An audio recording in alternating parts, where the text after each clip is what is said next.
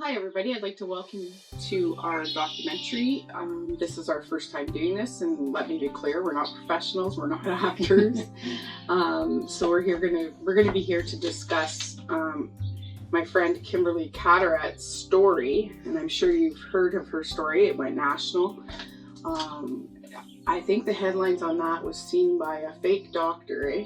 Fake psychologist. Fake psychologist. Yeah. So we're going to be discussing what led to her going to Dr. Frey. Then we're going to discuss her career in Peel and what led to a warrant. Yeah. We're going to discuss domestic violence. We're going to discuss harassment. We're going to discuss psychological harassment. There's so many topics in this story. I'm pretty sure I can't name them all. Like I said, I'm not a professional. And first, I just want to let everybody know, before we get into Kimberly's story, I'm Carrie Ann. I've got about 20 years in corrections. I worked as a correctional officer and as a sergeant. I am no longer working for corrections. And that is where I guess my experience lies. And Kimberly was in policing for about 17 years. We're going to start off with the beginning of Kimberly's story, when she started off at Elmer, got hired a little bit before, I guess. Yeah, I think it's important that, and this is why we're here today, is because I think it's important that there was a lot of questions. Like, my story got sent out there that I was sent to a fake psychologist. But I'm sure people are wondering, like, I wondered to this day why I was even sent to a doctor. And I think once people hear the full story, I think it's going to answer a lot of questions and leave a lot of what's probably going on. A lot of unanswered. Oh yeah, a lot of unanswered questions as well, because there's so much that encompasses this story from start, and it's still going on. It's still going on. So we got to make that clear. Like, you know, you're still involved with. You have a lawyer. Yeah, a great lawyer. Yeah, a great lawyer. Yeah. So a lot of it's still going on to this day, and it's been since 2006. Yes. So. And it's important not only for me, because there's still questions that haven't been answered. And to this day, it's 2025, and I'm still trying to say, like, why was I sent to a doctor? And that's why I think it's, when we're here today it's going to show the problems with the justice system, problems with first responders, and I want to say why there's so many suicides and everything. And I hope that, I'm not saying that my story is why there's suicides. However, I think that, you know, there's always more to it. It's a there's complex an epidemic. issue. Suicide's a very first responders, it could be many things. It's not always just one thing over time. And it's not just with first responders, it's with everybody. Absolutely. Everybody. And we're not gonna sit and debate that or talk about it right now. No. Because we just want to get Kimberly's story out there. But we're also going to talk a little more after we tell you her story, so that we can have our conversations. Absolutely. And I hope that this shows the problem within the system. Yeah, the problem within, even sometimes it's just like just within policing, in your case, policing. Yeah. And again, we're not talking about every police officer. We're not discussing every police station. Yeah, we're strictly talking about Kimberly's experience and what she's been going through since she began her career at Ottawa Police Service, which she will refer to as OPS throughout the conversation. So just so you know, it's Ottawa Police Service. When we talk about the warrant, it's information to obtain. She will talk about and say that acronym ITO. Yep. So FOI. Yeah, FOI, Freedom of Information. So you'll hear a lot of that, and I'll try to get her to explain stuff as she goes through her story. So we're going to start off, I guess you're going to start off your story with your relationship. Oh, I want to say one thing before we start. It's really important because throughout the years and throughout my story, the more I was silenced, the more I became closed up. So I appreciate you being here because you've known my story, you've seen a lot of the documents, so you're well aware. I know that we might not get everything out today, but we're going to try our best. And I know Carrie Ann's very good at getting me to explain things a little bit more detailed, but I want the audience to know that when my story went and the more that I attempted to get help, the more closed off I became. So thank you for being here, Carrie Ann, and thank you for helping me get my story out in full as best as we can. And in the future, after we're done our story, we're hoping for this to get bigger. Yeah, I'm willing to answer any questions to anybody, and I hope that this goes. So hope that this works out to go more than just a few episodes Yes. of your story. Yes. Also to talk, you were saying you were closed off, but at the same time you were extremely vocal throughout your career about what you were led to believe. Yes. You were seeing a fake psychologist and no one would listen, but you had also said that you were closed off.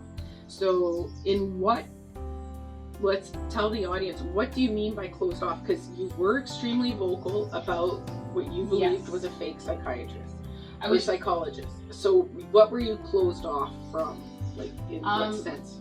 So some of the stuff that was happening was so bizarre that even me, I had to wrap my head around it. But I've come to learn that this stuff happens because the more I talk to people, it wasn't just happening to me. So when I say closed off, you become like, some of the stuff that was happening, you're like, is this for real? Like, and we'll get into that through the story, but you look at it and the stuff that was happening was made to keep me silent, because if you did try to tell anybody, you looked crazy. Yeah. Which is a huge trigger word for me right now, that and paranoid, because that's all I was ever called, is paranoid or crazy, the more I tried to speak up.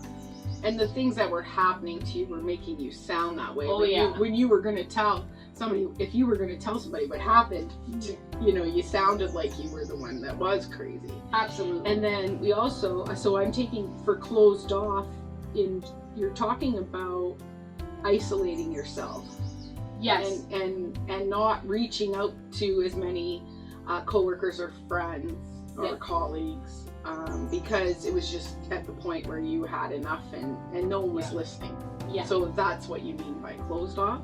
Yeah, and even friends that like I had for, I'm talking 15, 20 years, were distancing themselves suddenly, and I couldn't understand why. But as we get into the story, it became a little bit more understandable even to myself.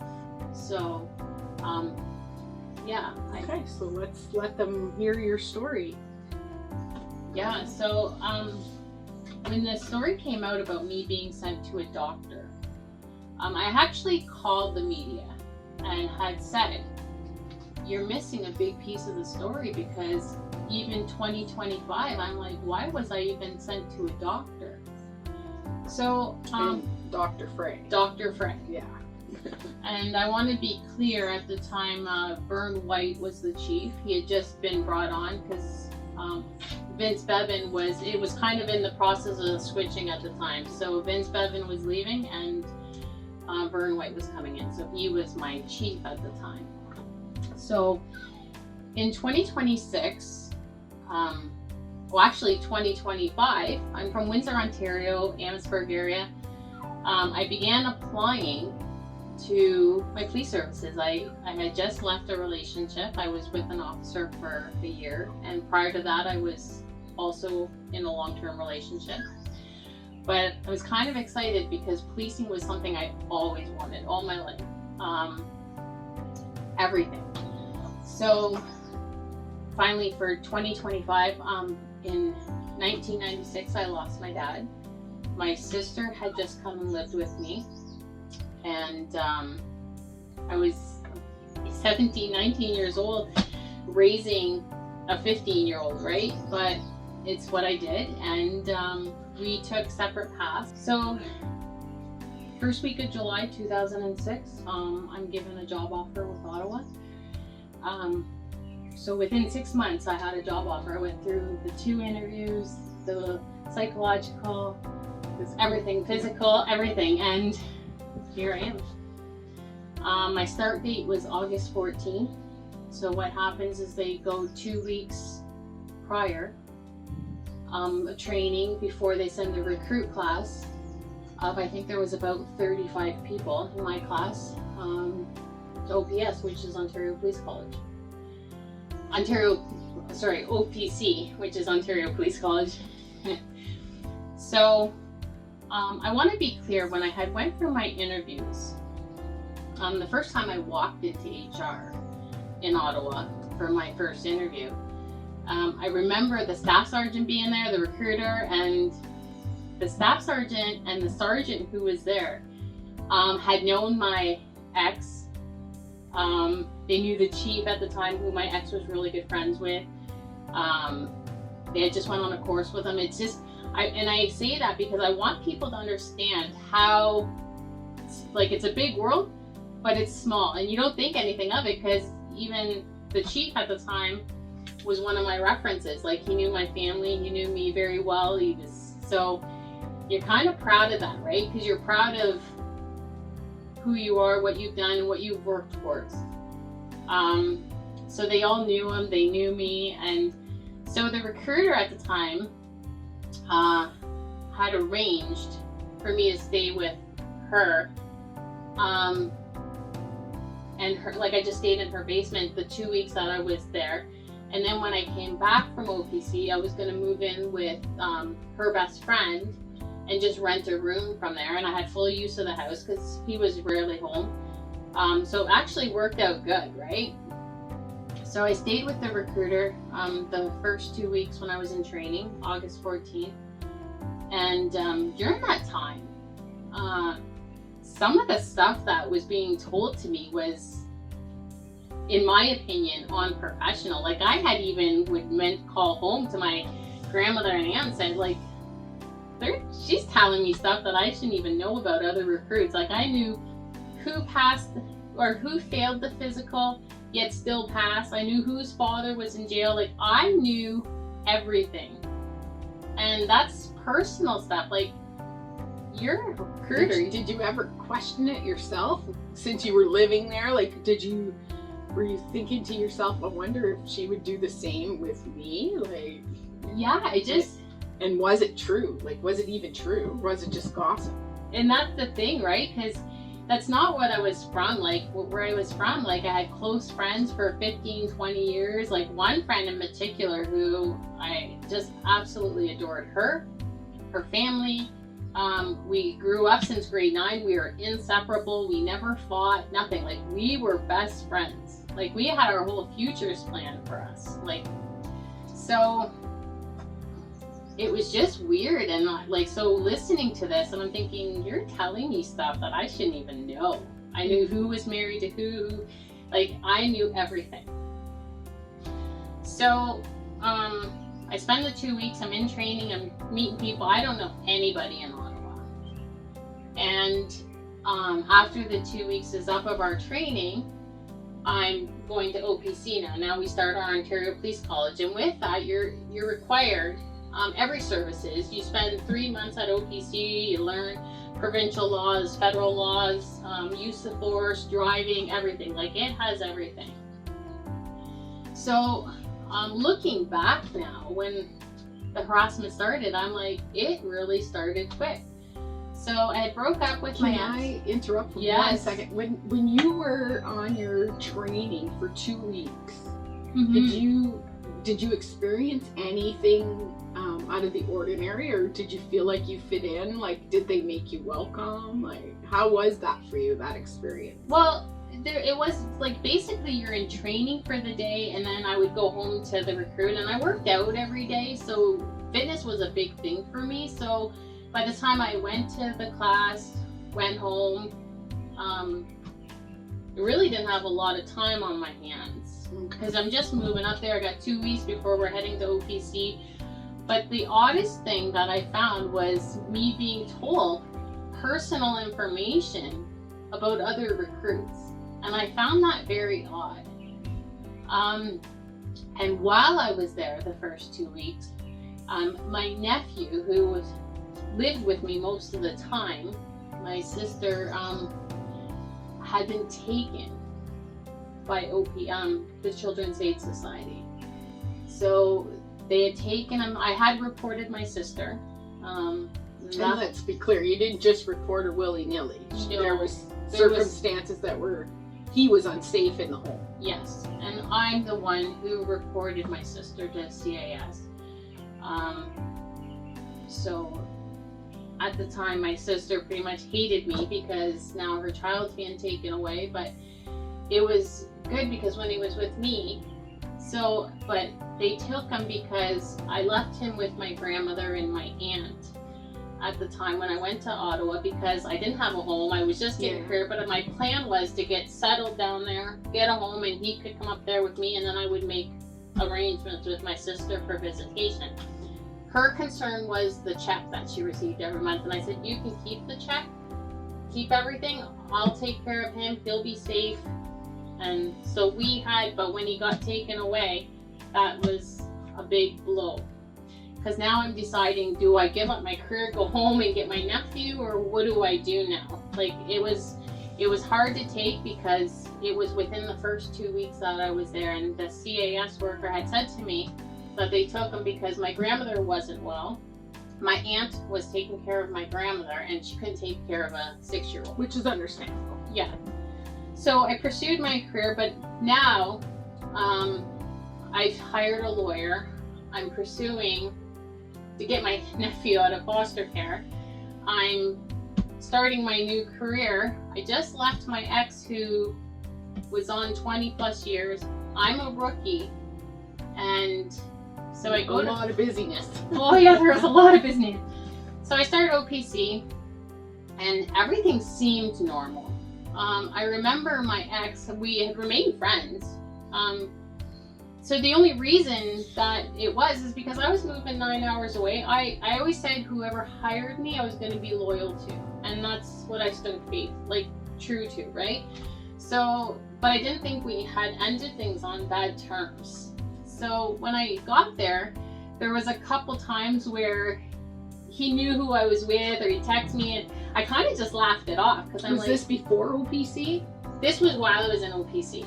Okay. So I'm like, how do you know that? Then I kind of just laughed it off because I thought it was I never thought twice. I'm not computer savvy. I didn't know anything about GPS systems at the time. I didn't. So to me, it was just you weren't thinking anything was off. You weren't thinking anything was nefarious. Let's say, that what's the word for that? Crazy. Yeah. But OPC is a different ball game for people because there's a whole different walk. That there's people who like to drink and study and party, and then there's people who's fitness, and so it's very different. But everybody's there for their career, right? And it's very social. Yes, it's where you're supposed to make your connections, lifelong connections, is it not? And bond with your fellow peers. Absolutely. So they had a bar and a little pub on site, and people would go to class all day and sometimes go for a drink at night and meet people, right? You're right. That's where people meet people. And fitness was a big thing to me, so I was always up in the morning working out before classes, and then but I remember as things went on, I got a call on a Friday night. And how far into OPC were you? It was at the end of September. So you were there about 4 weeks. Yeah. I had gotten a call from the recruiter. And she wanted, I don't know if she had heard some stuff that was going on, but she wanted me to basically fill her in on what was happening with the recruits. And I tried explaining to her, I said, I'm not from Ottawa. I said, I'm not here to babysit people. And I sure as heck ain't here to rat on people, to make enemies before I make friends. I said, I'm not going to do that. I said, I'm a rookie, just like everybody else. I said, I'm not going to make enemies before I make friends. Well, that phone call has haunted me for a very long time because she screamed at me. She was yelling at me on the phone for everything I've done for you. I told you. To be honest with you, I was in tears because I was just trying to explain to her in a nice way that I don't want to make enemies before I make friends. And I'm not here to babysit people. We're all on the same level. We're all rookies. Like, what somebody else does is none of my business. Did you have somebody there with you when you were on the phone? I did. And they must have heard the conversation. Yeah, they actually took the phone from me because I was in tears because I wasn't trying to upset her, but I was just trying to be honest. Like, I was no better than anybody, and I didn't want to. Yeah. So they actually took the phone from me, and he ended the call with her, and that was it. Was that when things really changed after that phone call? Yeah, it was very awkward for me now because remember, I was moving in with her best friend when I got back. I was renting a room. Arrangements had been made. She never talked to me again after that. But how was the atmosphere with other recruits after that phone call? It was not good because I remember one of the other recruits, it was awful. Like, even some of the text messages later on, it was just like people started kind of distancing themselves. Do you think she possibly created that poison, I would say a poison work environment for you by letting on that maybe you did rat people out? That's definitely a possibility. There's a lot of possibilities in my story that have never been answered.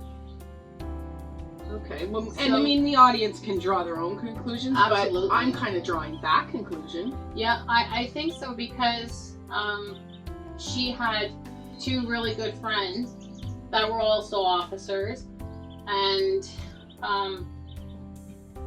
so none of them talked to me after. Yeah, so maybe she's the reason why a lot of this started in the first place. It's definitely a good possibility. Yeah, like, she never talked to me after that. Either did the other two of her friends, but one of them was high ranking, and the other one was a constable as well. So, what about the sorry, I keep interrupting you because I want to ask, what about the male that was with you that took the phone? Like, how did he treat you after? Well, so like, did it bleed to everybody? Oh yeah.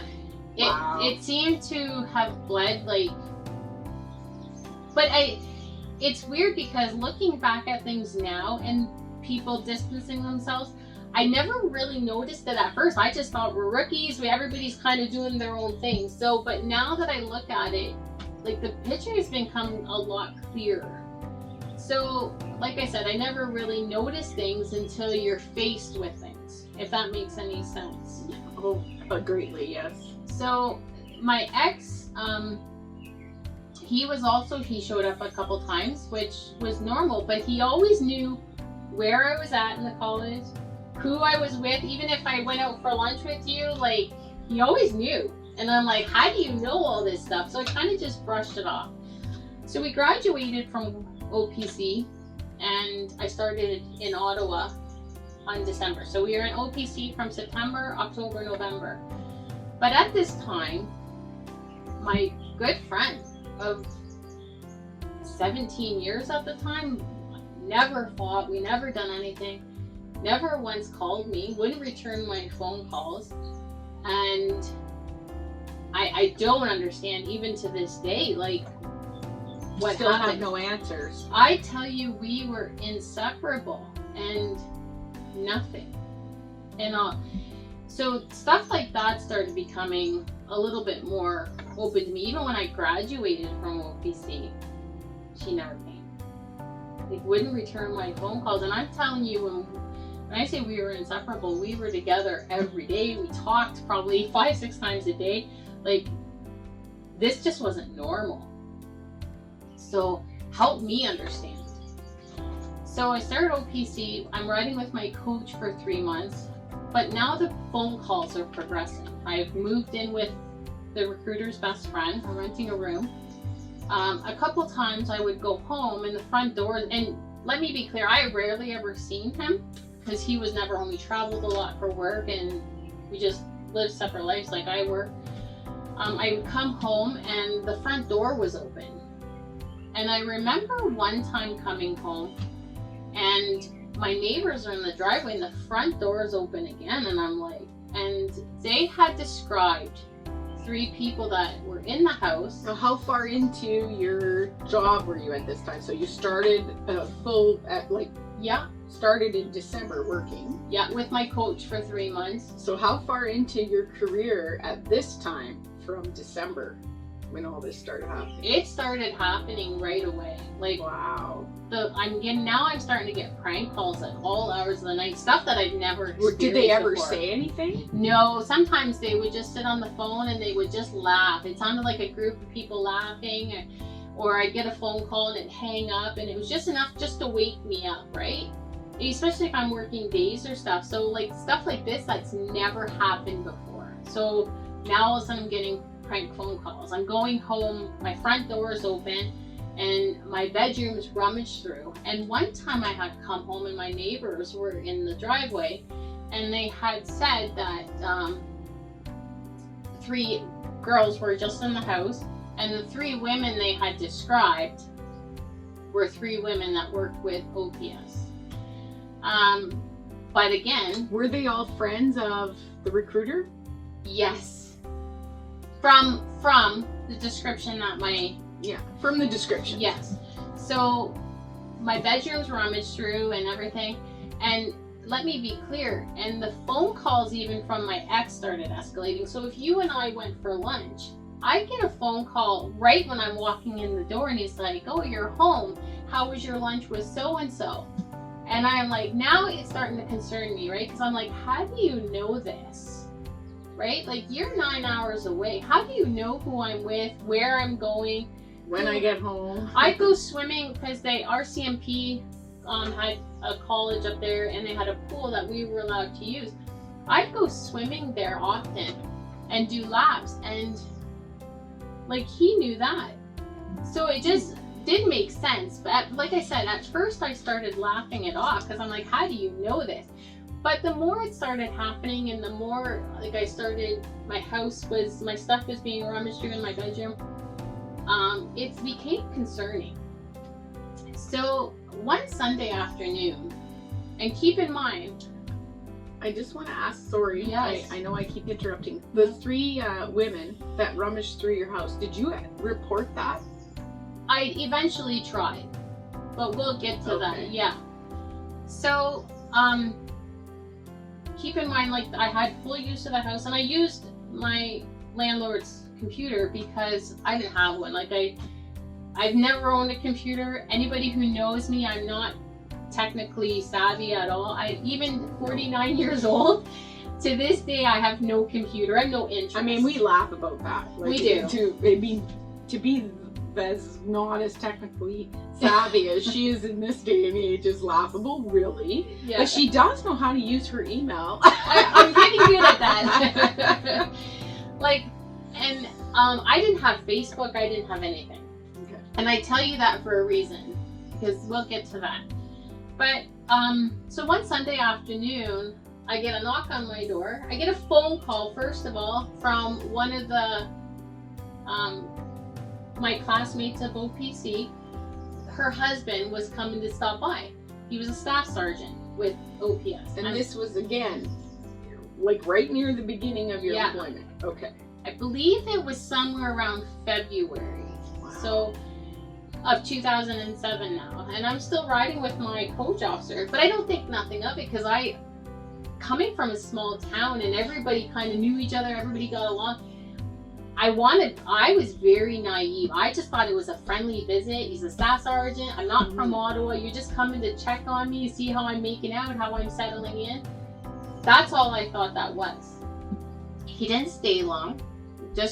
So that's why I just thought it was a, hey, check in, how you making out, friendly check in. But then I received some emails from him talking about my appearance and how we wished. So very inappropriate emails. Let's Yes. be clear. Like they were very like sexualizing content. Yes. Talking about your look. Comparing me to his wife and my looks and just stuff that wasn't appropriate. So I knew it wasn't right, but I didn't make a big deal out of it. So I kind of saved those emails, but I didn't go anywhere with it. Well, and most people starting that career that soon with this stuff going on, you're going to keep it under wraps because you don't want to make waves. Yeah, no, You know, you don't want to create a shitstorm, so to speak. Oh yeah, well, I'm still a rookie. I'm still riding with my coach officer, so you definitely don't want to start any wave. But I still kind of confided in my ex. I still kind of told him stuff, right? Because even when the recruiter was telling me stuff, I'm like, I would tell him, I said how inappropriate I thought it was. And he would just tell me, keep your effing mouth shut. So I did, right? I thought that's what you did. So I didn't say nothing about the staff sergeant. However, there was another constable on another platoon, both from Central Division.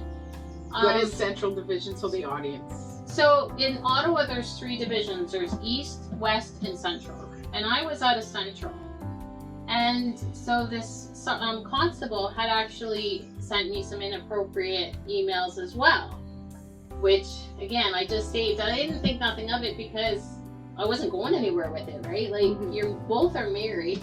And the one was a staff sergeant. And his wife was in my recruit class. So I wanted nothing to do that. I didn't want no troubles, but I was trying my best not to make waves. But in the process, now the emails are escalating.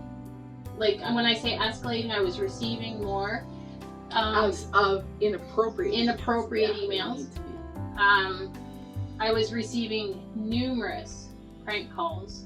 And when I say the inappropriate phone calls, it started spreading. It wasn't just now the staff sergeant and the constable. There was even 2 other emails. people. Yeah.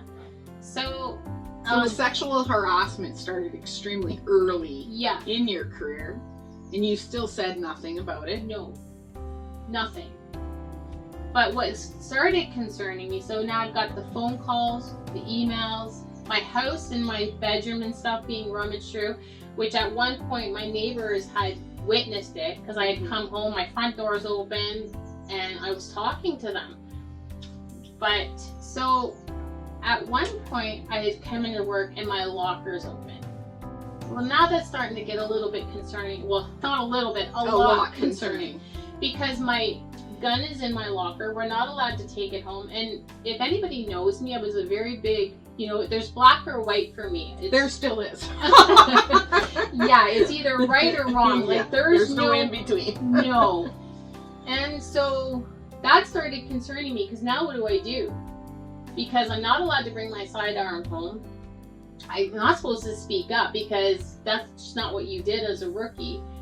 But so the more it actually happened a couple times, and I was actually getting scared. Was there anything else happening at the time?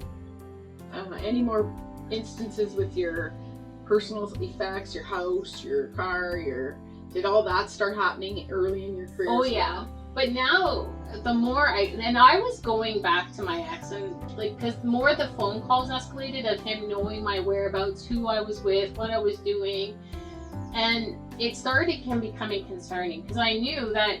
Remember, when I went to HR, the connections are huge, right? So everybody knows everybody, and the more I would address it, the escalated. My responses were from them. He would tell me to keep my fucking mouth shut and I'll be fine, or prove it. And so you when he's escalating these calls to you, and so let's be clear, you had put up with a lot. So what prompted you finally to, I gotta talk to somebody, this is not, I'm not safe, I'm not feeling safe, I feel afraid for my life. Who do I talk to? And at this point, do you have any relationships within your peers that you felt you can confide in? Well, there was one in particular that I talked to a lot, like, but again, just in what was happening. But that'll get interesting because I kept talking about the harassment, or just the two in particular, two of my the males that were in my OTC class that I was close with, but we weren't on the same platoons, right? And they were both married and they had their own life, so I could only talk to them so much in crossing. But like I said, who wants to talk about prank calls at all hours of the night? Because it just wasn't normal. And it was also a little more than that, though. Your locker being open. Like, let's not forget, people were going in your house, the fear and the... Yeah. I can't imagine getting up and going home and where you're supposed to feel safe, going to sleep at night, not knowing if you're going to get 20 calls or 100 calls or 10 calls, you know? And so you put up with all of that for how long before you reported it? What finally made you decide, I got to talk about this, I got to tell somebody what's going on? Well, I finally had contacted one of my sergeants. It was on my day off, and I had talked to him. I met him in the Perkins parking lot on St. Laurent Boulevard, and we talked for a bit, and I told him what was happening. I said, I don't know how my ex, who's 9 hours away, is like knowing my location and everything. I told him about my house being broken into. I told him about my locker being open a couple times. But again, the locker being open, I didn't have any witnesses, so how can I prove that?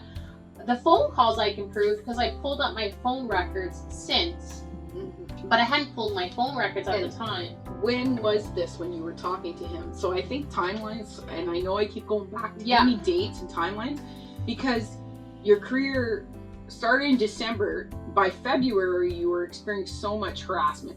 So much harassment.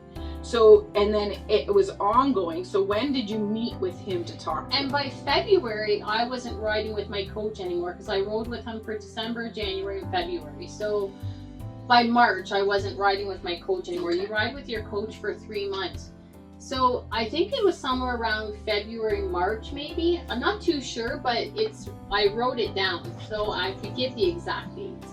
So it was early 2007. I actually called him. I met him both on our day off.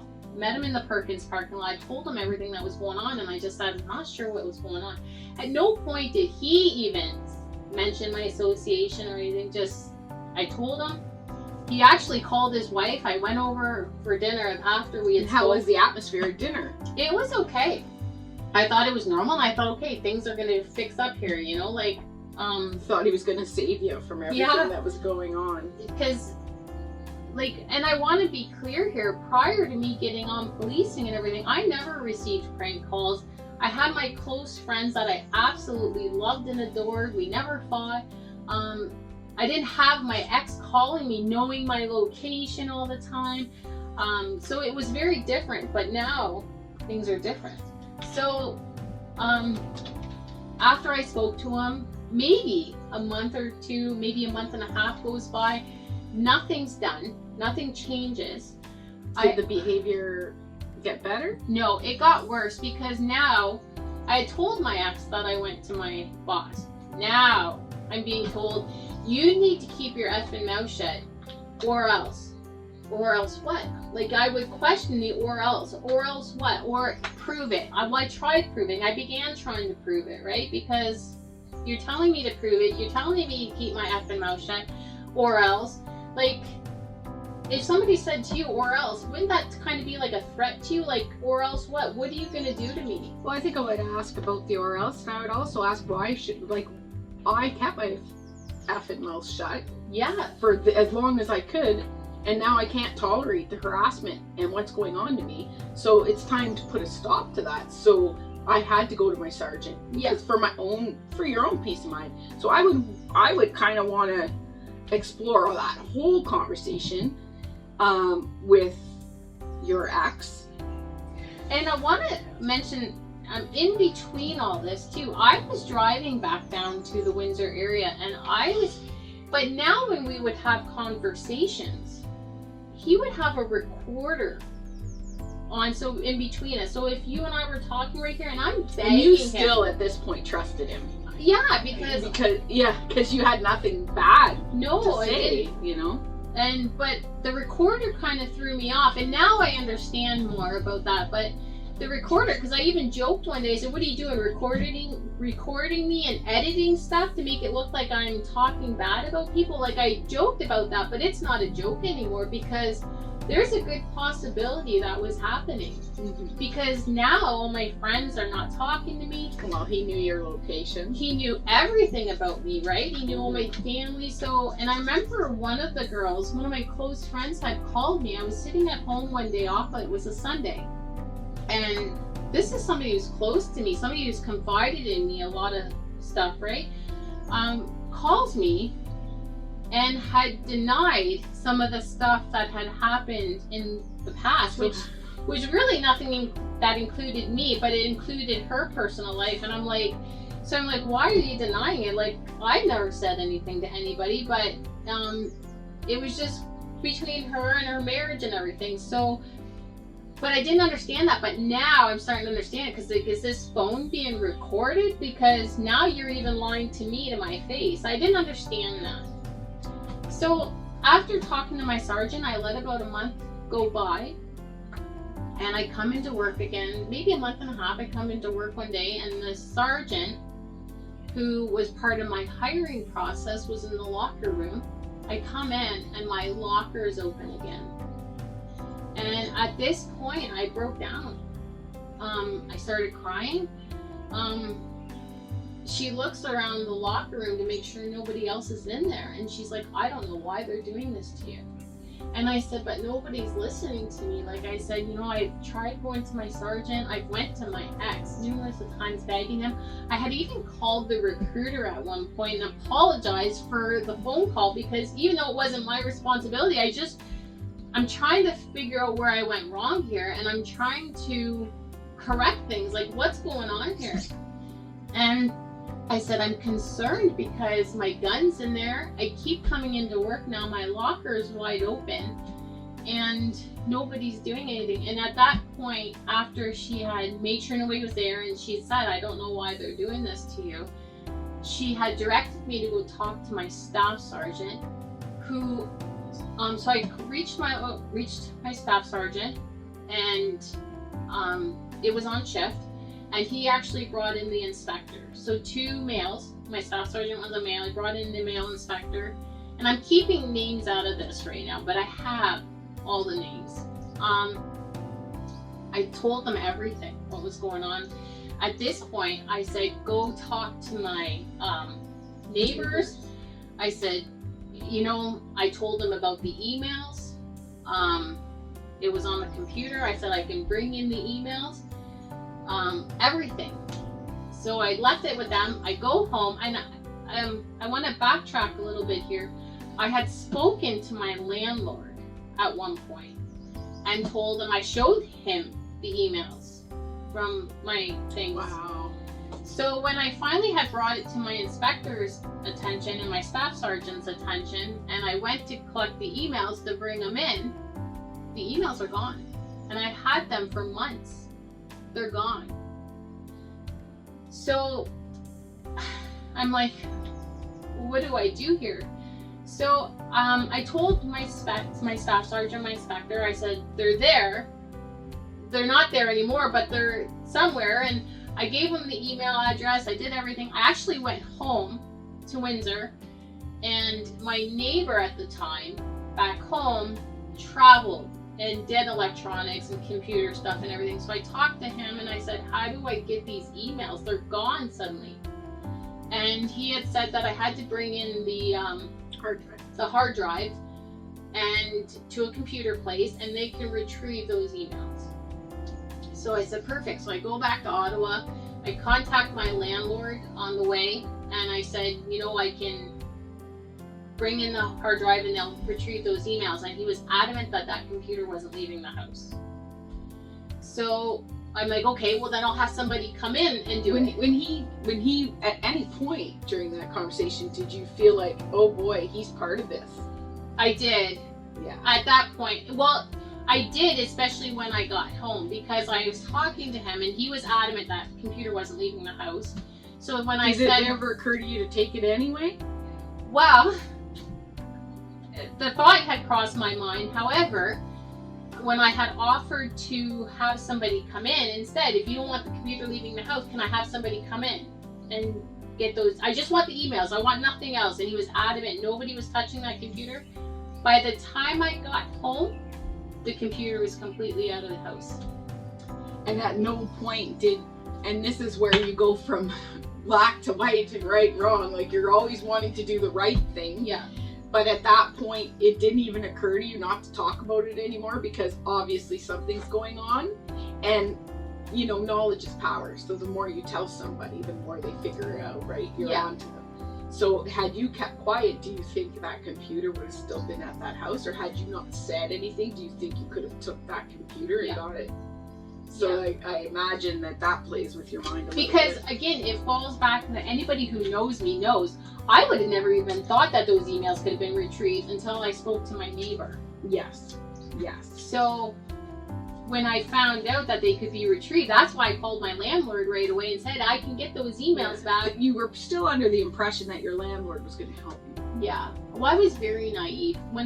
Let me be clear. Well, here. it's not naive though. When you get that little spark of hope, yeah, you know, you ride with it, because let's face it, you've gone through months of torment, and it's like you want to be able to trust somebody, and you find out that there is nobody in your world at this point, even your landlord, who knows about the emails that you could trust. And we've all been there. We've had friends we thought were our friends, and come to find out they were worse than the people in front of your face. Like I always say, the monsters are not under your bed. They're usually generally looking you in the eye. Yeah. So, you know, I wouldn't go so far as to say you were naive, so much as you were so desperate that any amount of, you looked for kindness, you looked for trust. And anybody that tried to show you that, you were like, okay, finally. So it's really not being naive. We don't grow up in that world. We get a job and we end up in that world, but we don't grow up in that world. No. So in a sense, we just don't have that experience, and that's fortunate, because there are some people that do grow up in a world like, you know. Well, even for me, and I think I can speak for you too, because we've had conversations that, you know, when I started, I didn't know nothing about the Blue Boys Club. Like, I didn't know any of that. Like, when I say I was naive, I didn't know any of that. I didn't even know what gaslighting was. Yeah, it's trusting. Like, so going back to your story, at this point, the computer's gone. Computer's gone out of the house. And I'm sure that was a big oh yeah. So at that point, that's when I knew I needed to move out, because that was huge, right? So I had went actually back to my staff sergeant and my inspector, and I told them, I said, I tried to get the emails, however, you guys might have to, but that's where they're at, right? Like, and I gave them the email address. I told them the computer that I had used. And you never accessed your emails on your phone? No, I didn't even have a phone that had emails. Like, you didn't know how to. No. I either, like, even when I was at the OPC, I would go to the library. That's where I used email. I didn't have my own computer. I didn't. Yeah. So when I say that, like, and that's why there was no point me buying a computer, because I didn't really use it. I didn't, not for social media or anything. So I never owned one. So, but anyways, I went back to my boss and I told them, I said, please talk to my neighbors. They can tell you about the house being opened and the door. And I said, and I showed them my phone and I said, here's some of the text. Like, I'm being told to keep my effing mouth shut or else. But there was never any denial and everything. So I'm laying it out for them. I'm showing them everything. So you're spoon feeding them all the evidence at this point, and they are still doing nothing. Nothing. And this is the staff sergeant and inspector now. So this went on, and it even escalated more now, because now my ex is mad. Like, he's adamant, you need to keep your effing mouth shut. So now I really fear for my safety. I feared a lot of being set up for something, because my locker and my gun and the phone calls are nonstop now at this point. I even went into parade one day, and deputy chief had come in, which the odd occasion the chief or the deputy chief would come.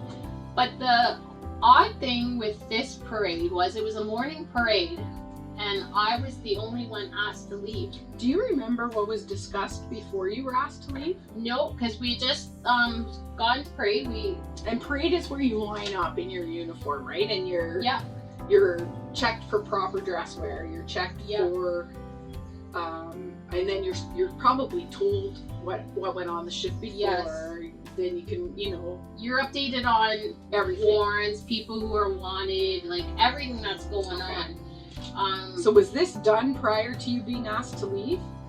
No, I was asked to leave Before all the before everything. The deputy chief was there, And how long into your career was this now? Which month are we talking well, now we're talking. I've already went to the sergeant now. I've went to the staff sergeant, the inspector, and then this is happening on parade after everything.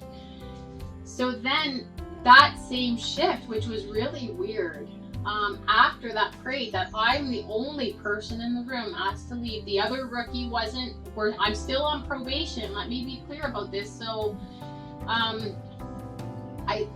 so a message on all the cars. So in the cars, they have a computer that our services can send out mass messages or whatever.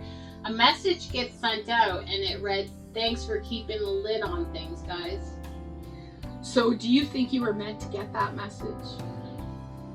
Just to play with your head a little bit? There's a good possibility, yes, but A lot of what you're saying, there's a lot of possibilities. There's a lot of assumptions. There's a lot of a lot of information that we've given you already about Kimberly's story.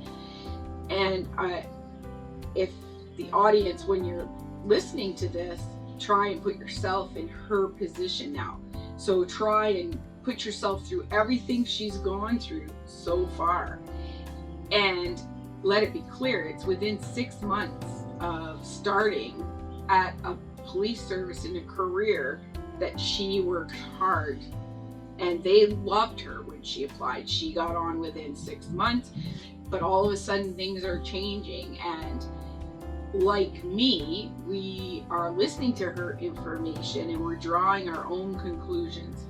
And it would be interesting for you, when we ask for comments and questions, what conclusions eventually is the audience going to draw when we start talking about and going on more and more.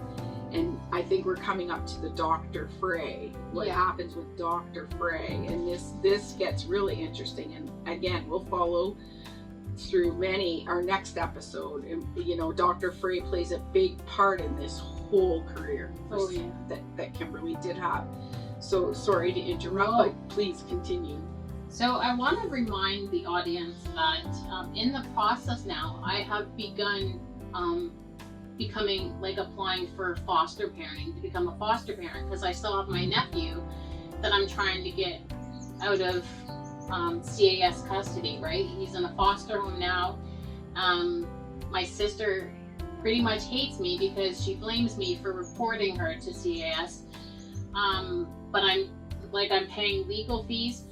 I'm a 4th class constable. I'm still on probation.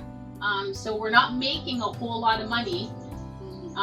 So I want to remind people that there's a lot going on. So after that, time goes by, maybe another month or so goes by, and in the process, my aunt and my grandma, who are very close with me and who I love more than anything, I'm actually calling them nonstop, crying, and what do I do here? So between begging my ex to stop or whatever he's doing, please tell me what's going on. I've asked the recruiter, I've apologized, I've done everything trying to figure it out and trying to save my career. So at this time, you're thinking you did something wrong. You're feeling like you're the one at fault here, that you're the one that started this. Yes. I've went home many times, begging. And all I'm ever told is to keep my effing mouth shut or prove it or else. So, after the locker incident with the the sergeant who was in the thing. And I even told my staff, I said, go talk to so-and-so. I said, she's seen the locker open when I came and nothing was done, nothing. So about another month and a half goes by, and I finally decide between my aunt and my grandma and I.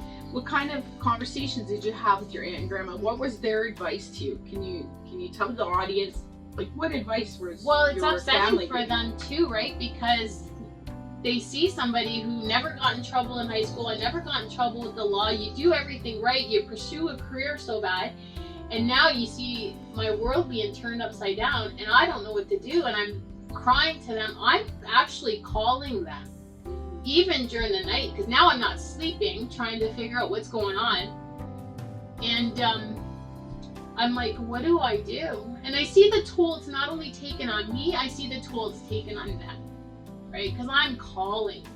I can't imagine how fearful they were Oh yeah. for your safety. I said, I don't know what else to do here. I've done everything possible. I've done the right steps. And at no point did the sergeant, the staff sergeant, the inspector tell me to go talk to the association. So I still know nothing about associations at this point. You're a rookie. You can't get into trouble. You're supposed to do what you're told. That's what's instilled in you, is you do what you're told. And so finally, about a month and a half after seeing the sergeant, or the staff sergeant and the inspector, maybe a month and a half, like timelines might be off by a week or so, but I actually approached the chief, something that's never done.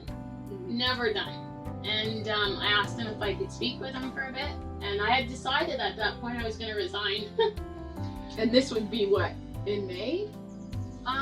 I think it was somewhere around there, maybe a little bit even further, maybe June or something. Okay. So June, July? Yeah, somewhere around there, the timelines, but it was all within the first 6-7 months of 2007. Wow. So I asked the chief, and nobody talks to the chief. It's a huge service, right? Like, you go up the ranks, and I did go up the ranks. So I go up to his office and I tell him what's going on. I show him the text messages. I tell him about the emails. I tell him about my ex. And I'm literally handing him my phone. I'm showing him. And I offered my badge. I offered to resign.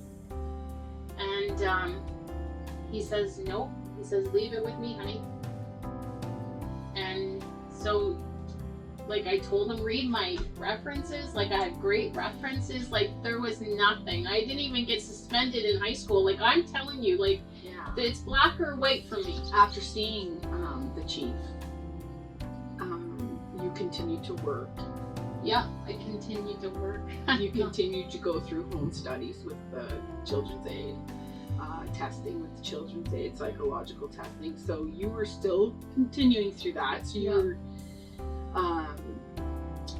but after you spoke to the chief, did you feel like did you have that hope again that, okay, he's the chief, he's gonna save me now. He knows this is what's going on. He's gonna put a stop to it. He's going to be on my side, and I'm finally going to be able to rest at night, get up and come to work and have a normal day at work with my peers, with your family of you. And did that happen? Well, I want to clarify something here. When I say I talked to the chief and offered to resign, I not only showed him the text messages and told him about the phone calls, I told him about my locker, I told him, speak to the sergeant, she witnessed my locker open again. Said talk to my neighbors. I showed him. Well, there was no doubt. There was nothing, and I told him about the phone call with the recruiter. I told him about me reporting my sister with CIS. There was nothing I didn't tell him, because here I am now. We're months into this, and I'm trying to figure out, where did I go wrong here? So you're still blaming yourself for this. So when I say that I spoke to him, I told him everything, because I desperately wanted this to end. And here I am now willing to give up my career for this. Not for this, no, because of this. So let's be clear, the Yeah. harassment and the abuse, the psychological abuse and harassment, the sexual harassment, everything at this point is taking its toll. So let's be clear. This Yeah. isn't a decision you wanted to make. It was a decision that you felt you had to make. Yes, I had to make. And he says, leave it with me, honey. He was going to take care of it. So when you say, did I return to work? It wasn't really returning to work, because shortly after that, I was pumping gas one day on my day off, and I received a phone call from a female, and she told me she worked with the chief and she wanted to meet. So I said, okay, well, I was right down the street from Lone Star on St. Laurent, so we met there, and she had one of the guys with her. Yeah. And so when you talk about Chief Vern White, Yeah. at the time, this female, was it ever, can you say her name, or do you want to say her name? I don't want to say her name right now. Okay. Yeah. No problem. No problem. So Just keep I met with her, and she was now apparently my point of contact, and she lets me know. And I'm thinking, when I say that we're meeting, I'm thinking they're going to do something. Now the chief has Or assigned they, these people to Yes, investigate. to investigate. So I'm eager to meet them. Like I thought this is. And she didn't come alone. No, she came with another gentleman who said that he was from HR. And so I met them, and instead of them helping me, I'm being told that my gun's being taken from my locker and I'm going to be sent to a doctor as per the chief. And how did that make you feel at that time? I started crying. I didn't understand why. The guy had offered my badge.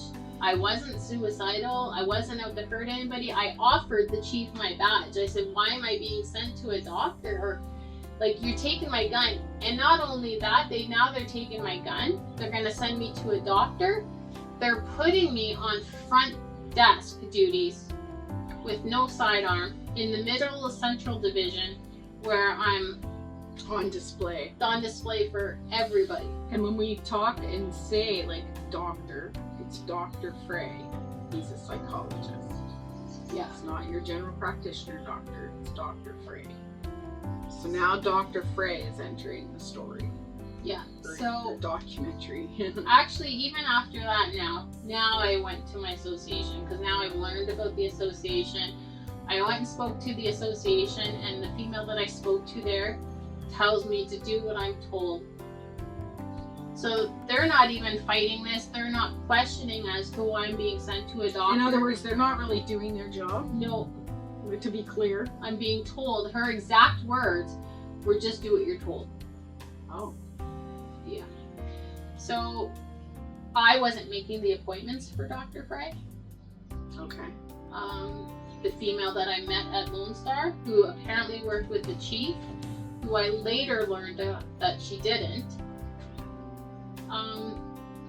I don't know who she was, to be honest with you. I thought, like, who am I to question anybody what they're telling me? And I mean, still, you're going through all this harassment, everything that you're going through, and you're still trusting the people sitting in front of you. And that's where I always say the monsters are staring you in the face. They're not under your bed, they're staring you in the face. And we, when we're that desperate, we try to hold on to that truth. We try to hold on to that hope. Oh, yeah. And I think, Kimberly, at this point, you still haven't even lost hope. You still have that little blast of hope that somebody's going to hear your story and do something. Yeah. I didn't understand why he was being sent to a doctor, though. And I'm not the one making the appointments. This female is. So it's happening while I'm on shift. So I have to leave the front desk in front of everybody Without my sidearm. Go to the university in this office. It was 2 folding chairs, and he would have them facing each other with his laptop on his lap facing me, recording the whole thing.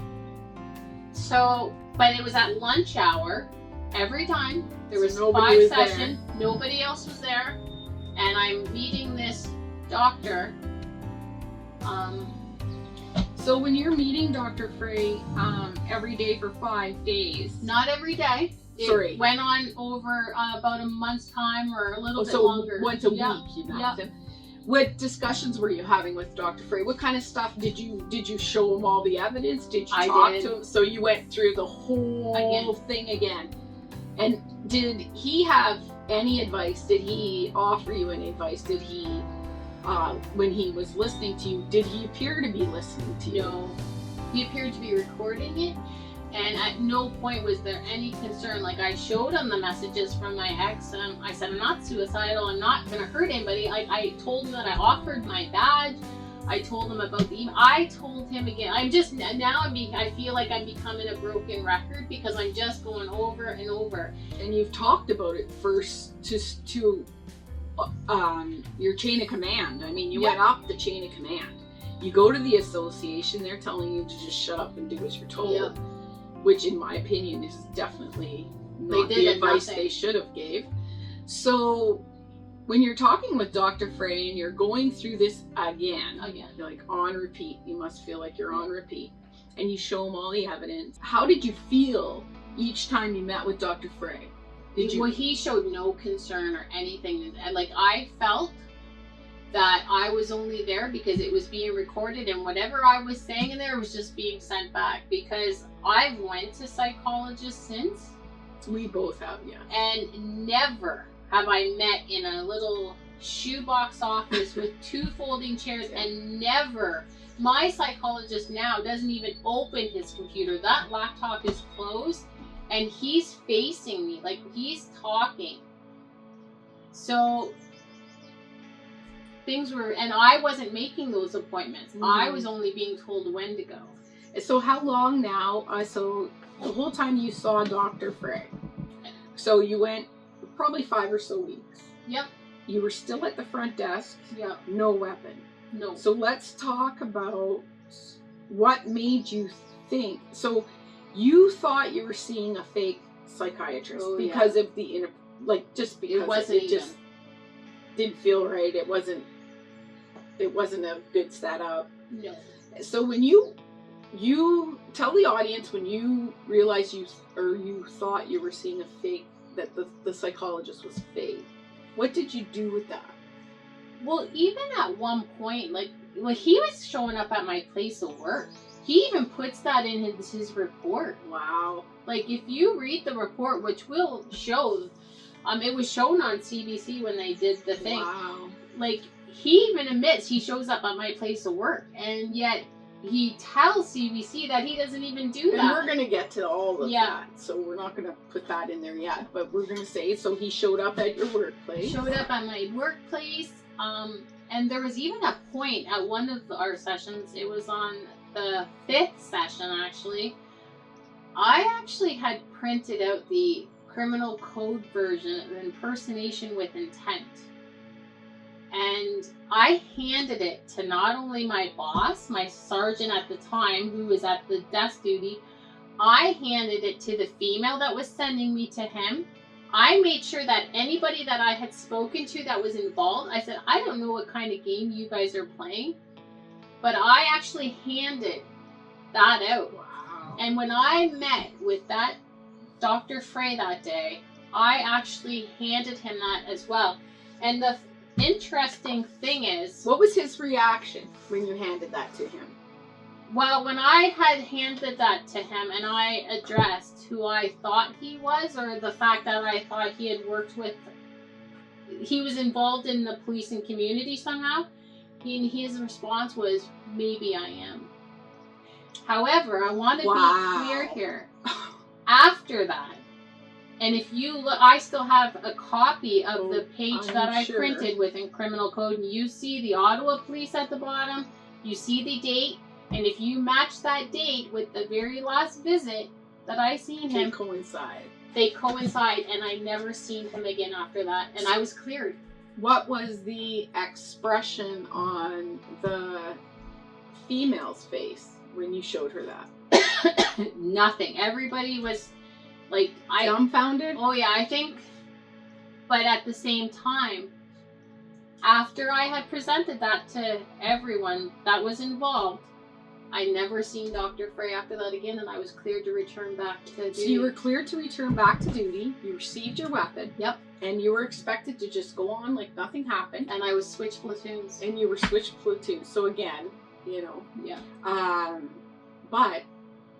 But Dr. Frey writes a damaging report. He does. So you were cleared for duty, but yet his report contradicts that.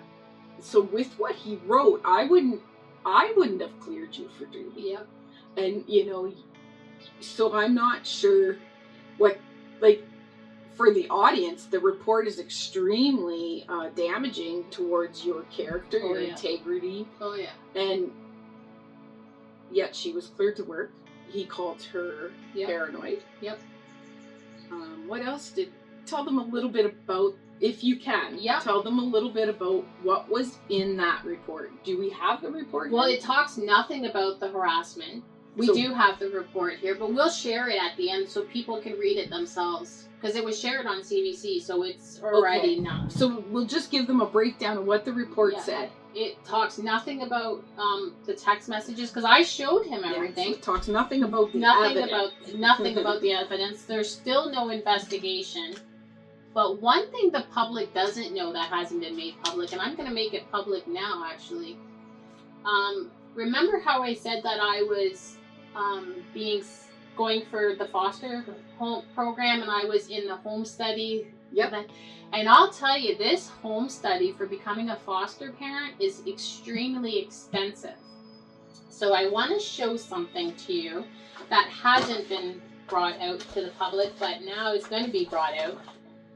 So the same time that the Dr. Frey gives me his report, and I want to be clear here, there was never an investigation into anything. My neighbors were never spoken to. Nothing was done. I had completed my home study for the foster parenting, and I was approved. And this report, if you actually look at it, I received it at the same time that I received Dr. Frey's report. And this home study, in my opinion, was way more extensive than my 5, maybe 4 visits with Dr. Frey. We still don't know why I was sent to a doctor in the first place, because there's never been an investigation into anything. But this home study, they go talk to my teachers. They talk to my family doctor of 30 years at the time. They go to my hometown. It's 14 pages long. And the lady, Jeannie, I'm going to say her name now because I'm comfortable saying it because she's probably retired now. And if she's still out there, please contact us. She hands me this report and she says, I'm not supposed to do this, but I think you're going to need a copy of this report in the future. And she hands it to me, and this report is glowing. Do you think she gave you that because she was aware? Do you think somebody might have contacted her throughout this process and said, something to her, or tried to get her to say you maybe were crazy and paranoid? There's definitely a good possibility, because... And she didn't, because how would she know you need this report? And she goes to my teachers, she talks to my family doctor, and even when she handed it to me, she had said that I've never done this. I'm not supposed to give you a copy of this, but I think you're going to need this in the future. And she hands me a copy of a 14-page home study report that's glowing. And did that involve also seeing a psychologist through the... Probably not, eh? It was just her doing all her investigating. I can't remember if this actually involved seeing a psychologist, but I know she had talked to my family doctor, and my family doctor actually, I was just trying to look for it, actually speaks in here how, speaking very highly, and had said to her that there's never been any mental health issues with her. And he spoke very highly of me. Okay. So that's pretty concerning that...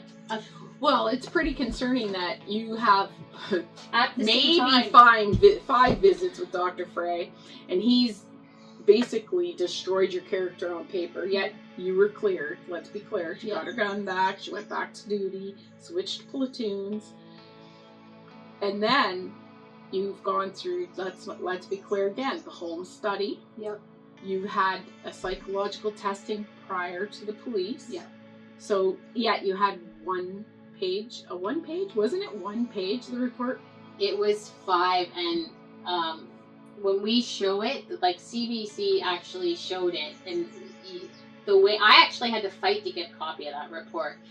And it was actually, I didn't realize that I was entitled to a copy of that doctor's report, but I had sent emails. In the emails that I had sent to the female in HR, I still have those emails. Good.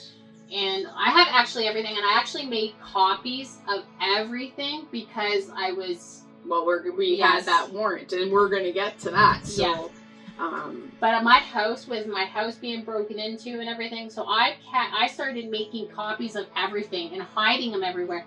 And one other thing I started even doing, and I did it often, is I journaled a lot. I journaled what was happening. I journaled fear for my safety. I had even put in these journals that if anything happens to me, it's not because I did it.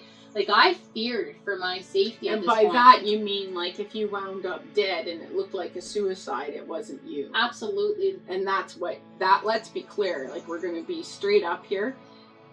At times, she felt like her life was going to be, life was in danger.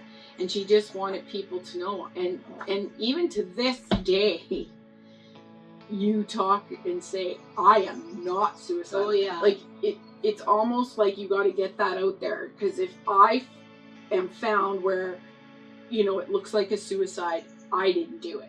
Oh yeah. And you tell me that quite often, and I mean, for the most part, we're together a lot.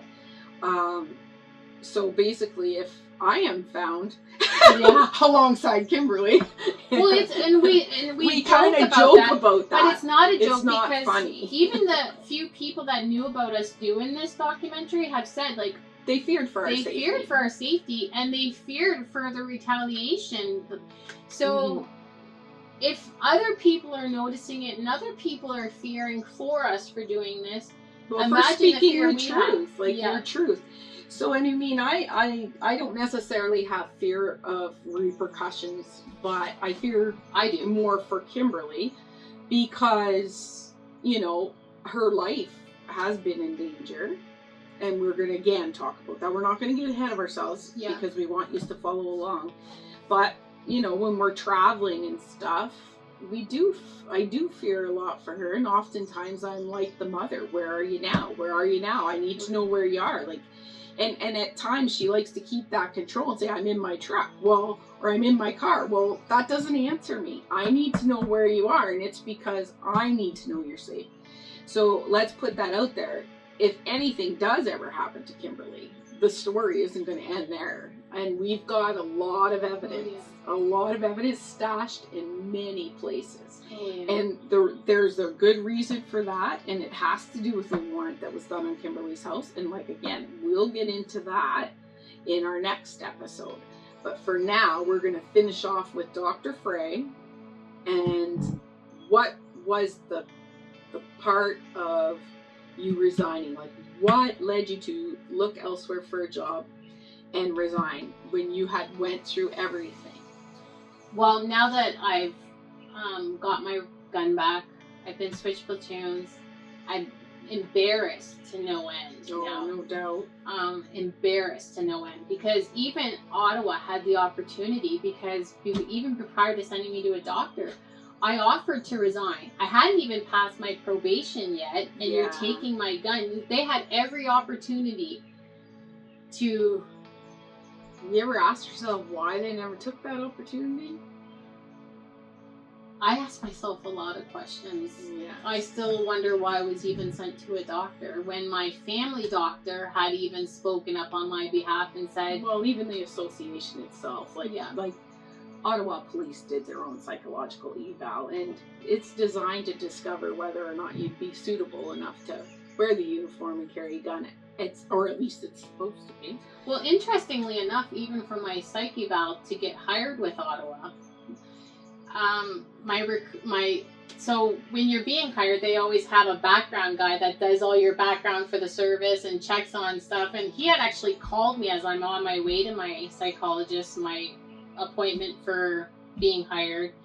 And I told him who I was seeing, and he says, oh no, he says, he says, nobody, he says, she rarely passes anybody. So he says, if you don't pass her, he says, it's not you. He says, because your background is immaculate. He says, like, and he was calling my my college teachers, everything. But it's funny, it just shows, like, for me, for him to call you and say that, it sounds like anybody that she didn't psychologically pass still was hired. Was that the case? No, he said she rarely passed anybody, but I actually passed her. So that's what he was giving me the heads up. He says she barely passes anybody. So he says, And nobody ever that never passed a psychological testing was hired at the OPS? no, you had to pass everything. So Okay. you had to have your fitness, you had to have your psychological, everything is in order, your board interviews. And I passed everything within 6 months. Even the psychologist who my background guy was like, she never passes anybody. Wow. So after I got, I was approved for my foster parenting. The home study went through. I was recommended to become a foster parent. At the same time, I received the Damning letter from Dr. Frey. damning due to embarrassment, and I think desperation too at this point still, because I wanted to enjoy my career, but now I'm embarrassed with Ottawa, right? Like, I was so embarrassed that I actually, Well, the damage that's when was done. I resigned and I applied to Peel, and I was, Were you applying to Peel while you were still employed with Ottawa? yeah, I actually, once I got my gun back, because you can't apply to another service if your gun's being taken away. So the moment I got my gun back and I was cleared to return to work, I applied to Peel right away. I actually applied to a couple different services, and each one of them called me. So what made you decide, so again, I keep asking questions, I just like clarification. What made you decide to reach out to other police services? Was it because of the harassment and everything you went through, the shame, the embarrassment? Oh yeah. I can't imagine that was easy. So how long were you employed with Ottawa before you left to go with Peel after Dr. Frey? So I was hired in Ottawa. I started, my first day was August 14th, 2006. And after everything, it was the worst almost 2 years of my life, not a year and a half. So right after that, I applied when I got my gun back, or in, I think it was like end of October, November, so I could get you the exact dates, but I applied to Peel right away, and I was hired, and I started my first day in Peel, February 18th, 2008. And let me be clear to you, I had just gotten my gun back, I had just been cleared to return to work. Wow. And from December to January, I had a job offer with Peel, and I had to do another psychological test to get hired with Peel that I passed with no issues. Of course. And you still are very vocal at this point about Dr. Frey. Oh yeah. And you let Peel know everything.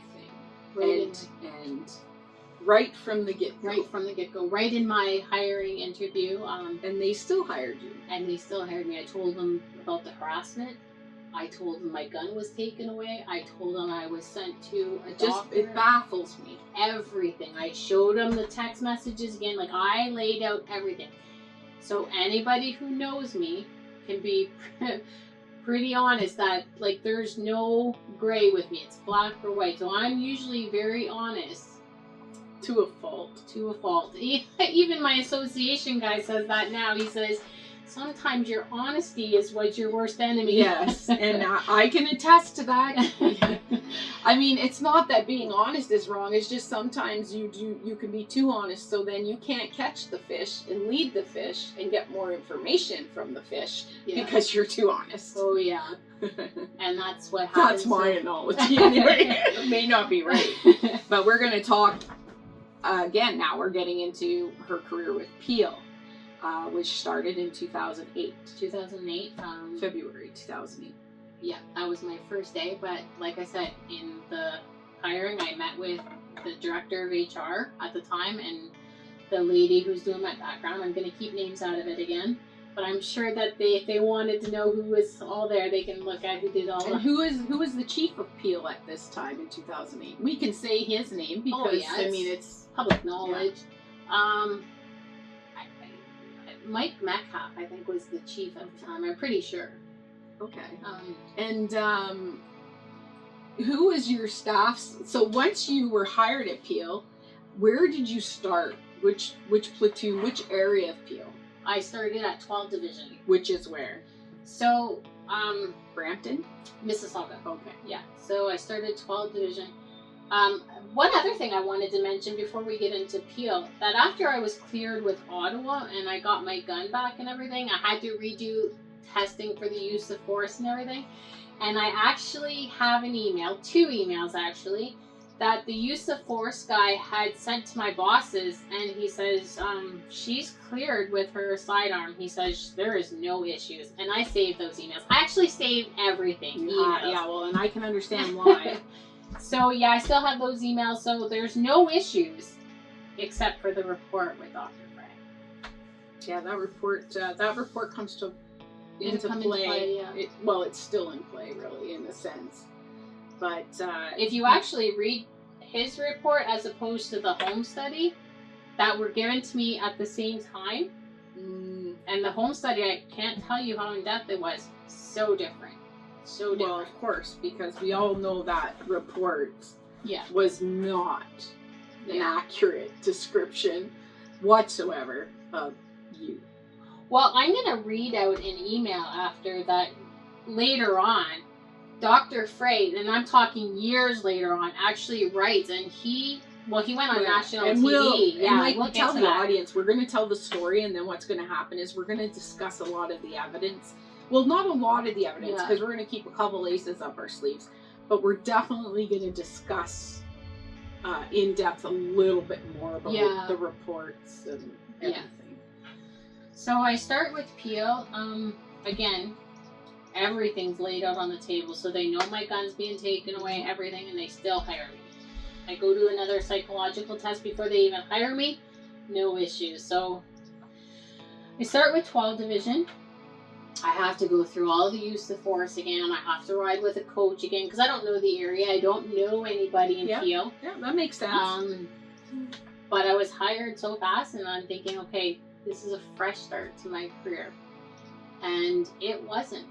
How long did it take you to just realize that it wasn't going to be a fresh start? Well, within the first actually couple shifts, I could show you the text. I'd have to look at the text for the exact dates. But I remember the first couple shifts, the platoon went to this place called Hoodoo's. It was a bar that everybody went after shift. And I actually got invited. And I was so excited. I'm thinking, great, finally being invited to something, and this is a fresh start. And my whole platoon's there, sergeants and everything. And I remember everybody had to exchange numbers because... you don't drink. No, I don't be clear. You don't drink, you don't smoke. I don't do You don't do anything. You're into fitness. You like to pool. I love playing pool. Pool's my thing. And so everybody's exchanged numbers. They even actually have a sheet that goes out with all the numbers for everybody on the platoon. And so we're at Hoodoo's, and I get up to go to the washroom because we're all playing pool, and we're by the pool table. Everybody's drinking and playing pool and everything. And I go to the washroom, and I receive a text, and it's actually from my sergeant on my shift. And he says, I like what I see. Oh. And the shivers that went down my spine at that moment was, I thought, oh no. Yeah. Oh no. And I want to be clear about one thing, Carrie-Ann, is to this day, I still have all my phones that I had back then. I don't know how good they'll be working or whatever right now. I have one too but I have everything. So there's nothing on. Just keep the power cord. I try. So I want to be clear about that. I have everything. So, And let's be clear now. You're only 2 years into your career. You have a sergeant now. not that's even 2 years. Yes. And a sergeant is texting you. He likes what he sees. That goes along with a little bit called what I like to say power and control. Yeah. And we'll talk more. Yeah. So then while at work, And how did you respond to that text? I didn't. Good. I didn't. Because what do you say to that? Yeah. So I get that text, and shortly after that, I leave the bar because it's a night, and I'm going home now, and I don't drink, and I don't usually stay long at things anyway. Well, I'm sure you felt a little bit Yeah. on edge after receiving that text. So, but it doesn't just stop there, because now I'm riding with him. He has me riding with him a couple times on shift. So what do you think that's being seen? And now I'm scared. My back's up against the wall. I'm receiving, actually, you know those little pink slips that work, like, Yeah, for phone calls and messages. yeah. A couple times on shift, I'd be sitting in the office doing my reports or anything, and I'd receive a pink note like it's a phone call message, but it was actually a message handwritten from him, which to this day I have still saved. So, can we talk about the context of that message? What kind of things were on that message? So the audience has a. One of them was calling me sexy. That I think you're very sexy. And so what do I say to that stuff? So I actually just kept it, and we're not going to get into a lot of discussion about that. But you do have all that. I have everything. And by everything, what else did you get from him? Well, it escalated to a point where it was really uncomfortable, and I had actually went to my association 4 times, because now you got to remember, I'm still fighting the doctor thing. I'm still trying to get somebody to investigate that. Now I've got this, and I'm scared. Like, I don't know what to do. My ex, but now I know about associations, and I'm at this point, I love my career, but I love my family more, and I seen what it was doing to my family. So I went to the association right away at that time, and nothing was really done. I can't talk a lot about the contents of that. Let's just say that something was done about it. Well, it was done after I escalated things a lot, which we can talk about, but I can't talk a lot about the contents of what happened with that.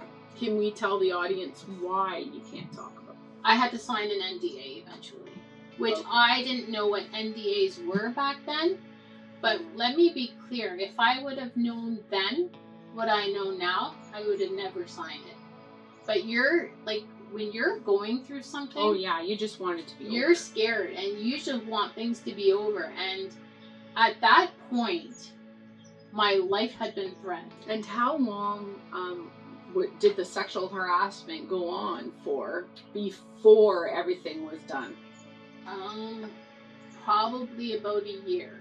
Wow. Yeah. So I don't want to get into too much of the contents, but like I said, about the NDAs, if I would have known then what I know now, I would have never signed it. And what an NDA is in a nutshell is a non-disclosure, where she cannot talk about the details of the incident that led up to the signing, basically, to the conclusion of the situation. So you can't talk about any details, anything that isn't public knowledge. And let's be clear, we have all the evidence. So at this point, Carrie-Ann, there's a part of me I know they're going to come after me again, likely. I'm sure they're going to pretty much used to that. Yeah, I'm sure they're going to find something in this documentary where they'll come at me again, which this is what they do, right? To silence people. To try and discredit people. I want people to pay attention to this, because I'm confident they'll come after me again. Are you developing any friendships at Peel that you feel like you finally have at least a connection with a peer that you can communicate with, talk to, go for lunch, not in a relationship way, but are you finally making at least a friend? Well, there was one guy in particular. He had retired from another service and came to Peel, and even to this day, I have nothing but respect for him. He did nothing but help me.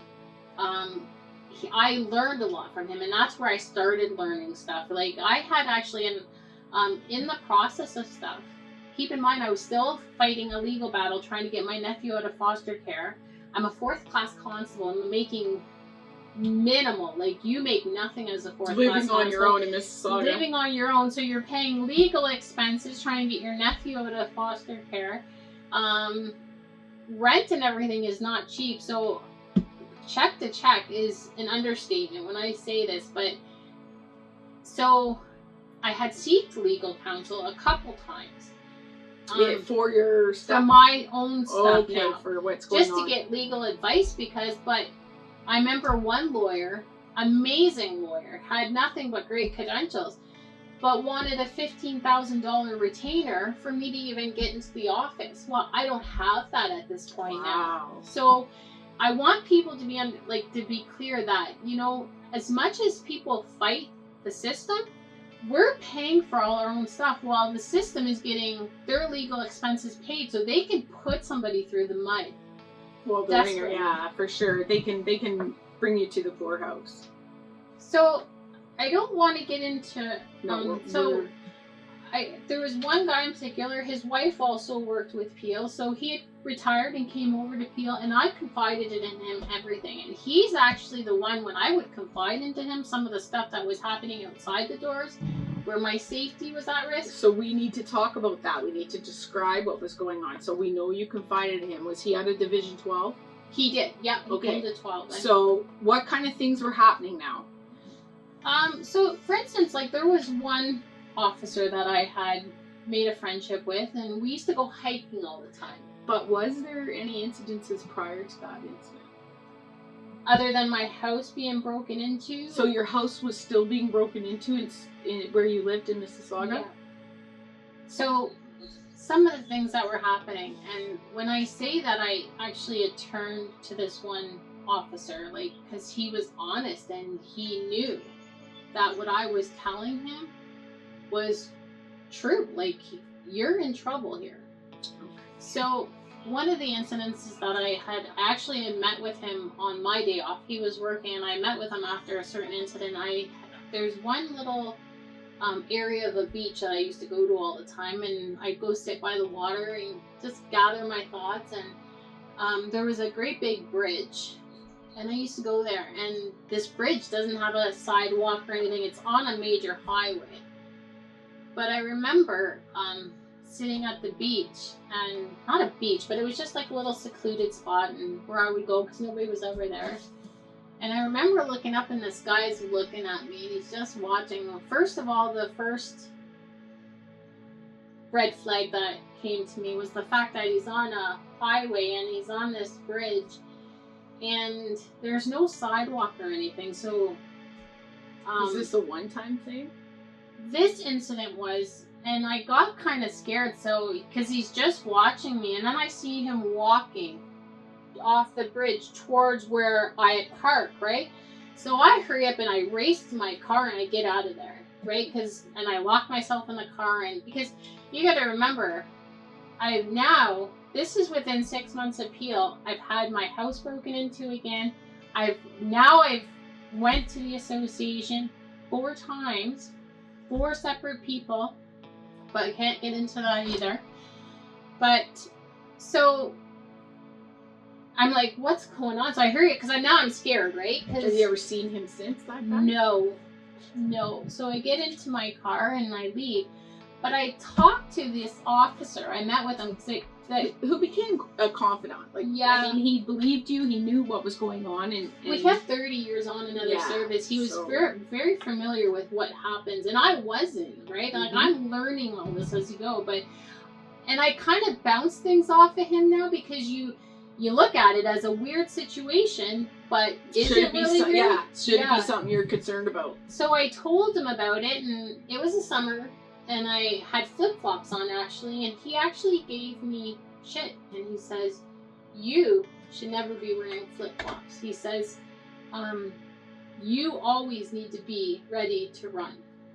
And he was serious. And I got goosebumps, but I can't imagine how you felt when he told you that. Yeah, it got to the point now that I wasn't, other than working, you wouldn't see me, and I love walking and I love doing stuff, but I wasn't going out at night past dark. Like, there was a lot of, oh shit, you know, like fear, right? So, and At this point, were you still alone? yes, like I lived alone, yeah, because any form of friendships that I tried to make or anything seemed to be destroyed.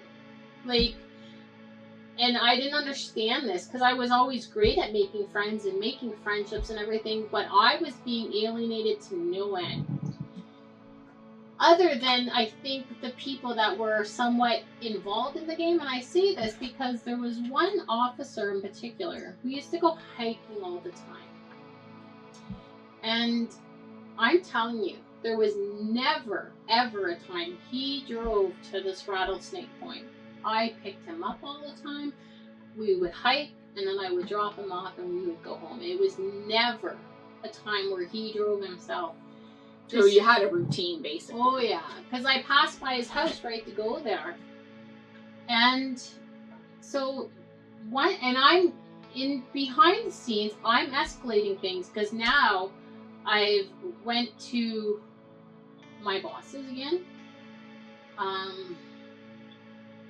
Like I'm not dropping it, but now I'm not only going to my bosses, I'm bringing it outside. I went to the OPP. I wrote to them. They actually wrote me back, and I still have the letter. I saved everything. I still have the letter from the OPP because I asked them to get involved. I asked them to investigate what I was saying, the doctor, the timelines, like everything. I had never dropped anything. If anything, I was pushing harder now because I was learning stuff and learning that this stuff does happen. And we don't want the audience to feel like, oh, she still wasn't feared for her life. She still wasn't, you know, she was still going through very much the fear, the threats, but still wanting to get the truth out there, her truth. And Kimberly, and you can correct me if I'm wrong, at even this point still believed she saw a fake doctor. Yeah. Like, is adamant that Dr. Frey was not Dr. Frey. Well, Kieran, one of the things, like even the letters that I've written, I began faxing them, and I still have the letters, the originals, and I still have the confirmation of the fax. So when I sent them out, I knew people were getting them because I saved the confirmation. So I still have all of that to this day. Yeah. And so, I just wanted to make sure they got them because I didn't trust my emails now because things were disappearing. Yeah. Too much was going on. Too much was going on. So, and this officer kept telling me, you gotta be careful, because he was familiar that this stuff happened. Like, he had 30 years on. Yeah. So, I do have one question. Sorry, yes, again, I'm interrupting. How many times did you and your fellow officer friend, go to Rattlesnake Point? Oh, we would go probably 2-3 times a week. And how many, did that go on for weeks? Or was it went on for probably a couple of months, I would say. So in the same routine every time you would pick them up. Okay, so I just wanted the audience to realize that this was a routine that you went through with this. It was hike, we'd hike, and then I drop them off. Did you spend a lot of time chatting? Oh yeah. I thought he was a friend, and I was telling him what I was doing. I was telling him that I was writing. I had written the OPP. I was honest. I wasn't dropping this, but he even started telling me, like, you need to stop, and I wasn't. But I didn't realize. That's where her stubbornness comes in. Yeah, it's not even only for me. I'm fighting for. It's for everybody. People. So we went. One day we had planned to go to Rattlesnake Point, and this is when things have gotten really escalated now, because now the bosses are involved again. And so escalated in a sense that you've made it aware to everybody what's going on. So you've escalated it, and the harassment is escalated, everything is escalated. It's really bad now. And I remember even going into work, and I know I'm backtracking a little bit, but I had went into work on a night shift one night, and I received a brown envelope. And this is at Peel. I received a brown envelope, and inside this envelope, it just had my name on it, no return, no nothing. It was a Facebook account. I can show you that it's 5 pages. All my friends from Windsor, like my friends, people that I grew up with, people that I've known for years, and I was like, whoa. So I actually took that right away and I walked into my staff sergeant at the time and I showed him, I said, I just received this. I don't even have a computer at home. So who's running this Facebook account? And I still have those 5 pages to this day. So now I have reason to be concerned because I'm showing my boss this and I said, this isn't me. So despite all the, it kind of throws me a little bit how you're still trusting these people to do the right thing, even though they've never done the right thing. So you're still going to your bosses, yet you know they're not going to handle it. So what, I know it's because that's the right thing to do. Absolutely. But even though you couldn't trust them, you still went to them. So what were you hoping to gain by that? I think my hope at the time is I'm supposed to. That's the chain of command. You're supposed to. So you're just following the rules. But you kind of hope in the back of your head, the desperation for the truth and everything is so prominent that you hope that one time, you pull the heartstring of one person that's going to do the right thing. And you're thinking, yeah, I completely get that. I understand that. And so basically the desperation at this point is after 1,000 times, so to speak. Yep.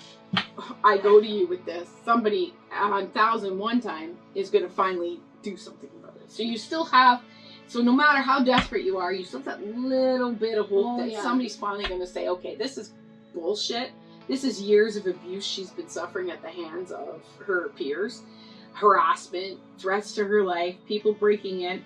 You know, enough's enough. We got to stop this now. And do you believe to this day at any time had one sergeant stood up and said, or even more than one, because I have no doubt if one sergeant stood up and said, let's stop this, he probably would have been the same as you. But had everybody just stood up and said, hey, this is a crock of shit, what's going on here.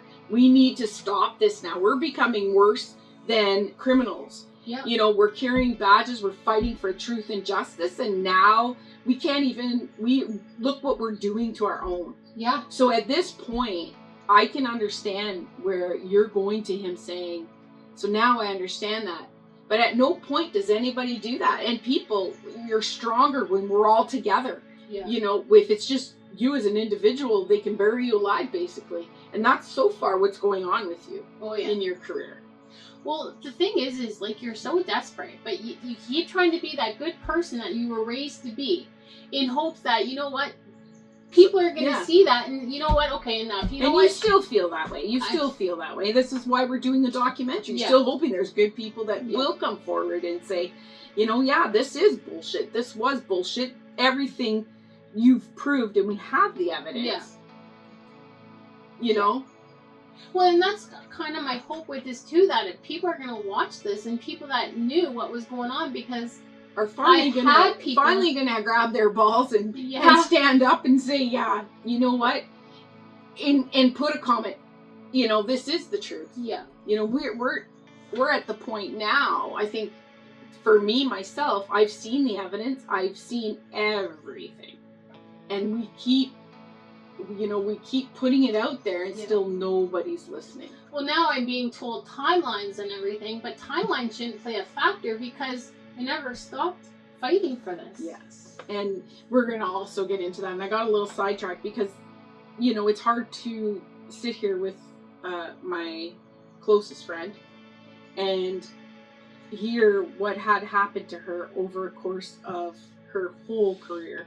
So it kind of makes me a little bit angry that no one listened.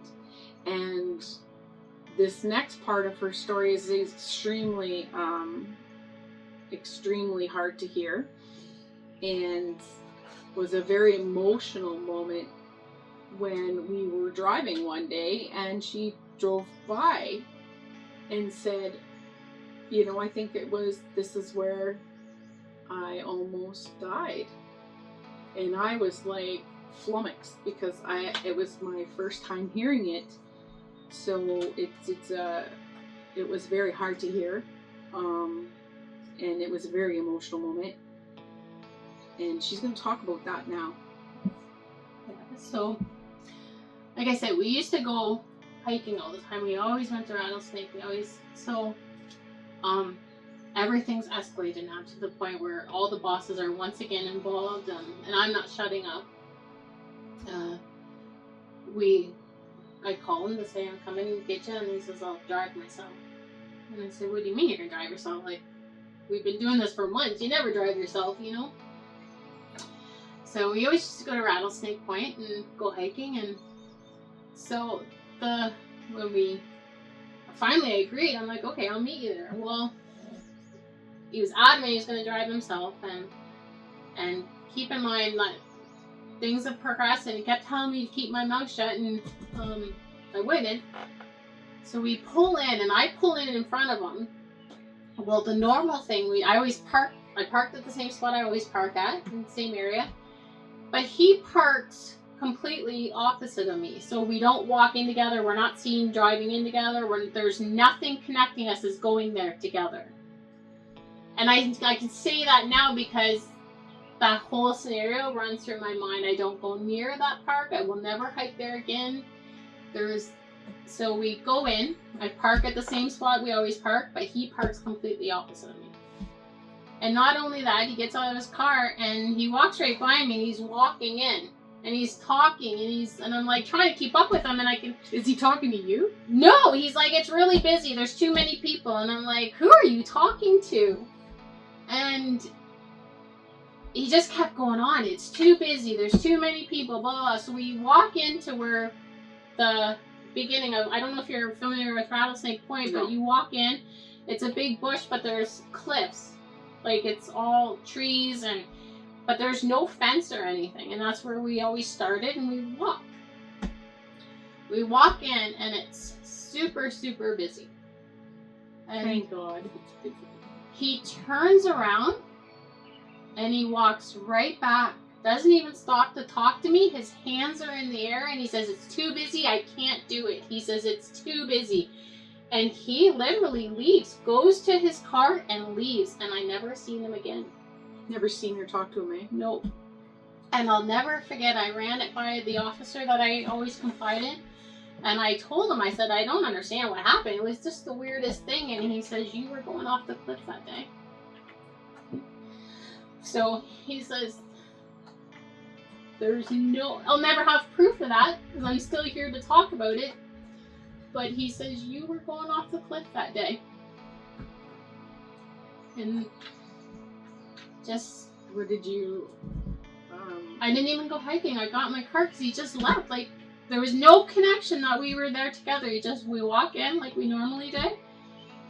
And... Except he was ahead of you. He was ahead of me the whole time. There was no connection. And I just hear him talking, how busy it was. You can't do it, blah, blah, blah. And then when we walked into the area where the cliff and everything was, he turns around, his hands are in the air, he says, I can't do it, it's too busy, there's too many people, and he's walking right back to his car. And he didn't even stop to talk to me, nothing, went right back to his car, and he left. At this point, when your friend says to you, you were going off that cliff that day. So, I'm thankful you did go off that cliff that day. I'm glad there was a lot of people at the park. At this point, what are you thinking? I knew I was in trouble. And the people you were going to aren't going to save you. No. So what was your next step after that? Well, at this point, I've written to the OPP. I asked them to get involved. I didn't even have an interview with them. They wrote me back. I still have the letter. Which we're going to show some of the stuff that I still have. We'll talk about that at the end of the documentary. They said they weren't getting involved, so then I actually went into the RCMP office in Stony Creek, and I had spoken to a female officer there, and I told her some of the stuff that was going on, and you thought she was going to do the right thing, and she probably was going to do the right thing. Yeah, she said, come back tomorrow, I'm going to talk to my bosses, and I come back the next day, and I'm told that they're not getting involved. And let's be clear, in Ottawa, Vern White has connections to the RCMP, and so does Dr. Frey. Yeah, both. Vern White used to work with the RCMP, and so did Dr. Frey. And I actually have conversations on here where we seen The friendship between Dr. the friendship, because Vern White and Dr. Frey were actually speaking, and I think it was on LinkedIn. And was he still the chief at the time? Or did he go into the Senate by this point? I believe he had resigned somewhere after I left, and he went into the Senate. Okay. So after you talked to your friend, your confidant, and he truly believed that you were going to go to Cliff that day, you were still at 12 Division. I was. How and what did you do at that point? Well, basically, he was my only confidant, because I had went to the association 4 times. Nothing was done. I showed him, actually, the letters from the sergeant. I done everything at that point. Nothing's done. And you can even see the rosters, who we ride with, who are partners for the day. So nothing is not public knowledge, because you see it all. And well, it's not knowledge to me, but it would be knowledge to the a defense lawyer, any lawyer that wanted to get it, they could get that. I kept trying to get a lawyer. I've been to I seek legal counsel a couple times, but I just didn't have the funds and to pay. Well, and you had one legal counsel that pretty much took you for a ride. Oh yeah. And did nothing. Did nothing. Didn't even file a statement of claim, and had a bill up to almost $45,000 for me. And not even a statement of claim was issued at that point. And I keep trying to tell you to take that to the Law Society. Yeah, but we have too much fight going on, eh? But I just want to be clear of, like, I did everything possible to get someone to listen. Yeah. And nobody did. Like, let's be clear about that. Nobody that could have done something did anything. Nothing was within. So we're at 12th Division. You realize now that you might have died that day. Yeah.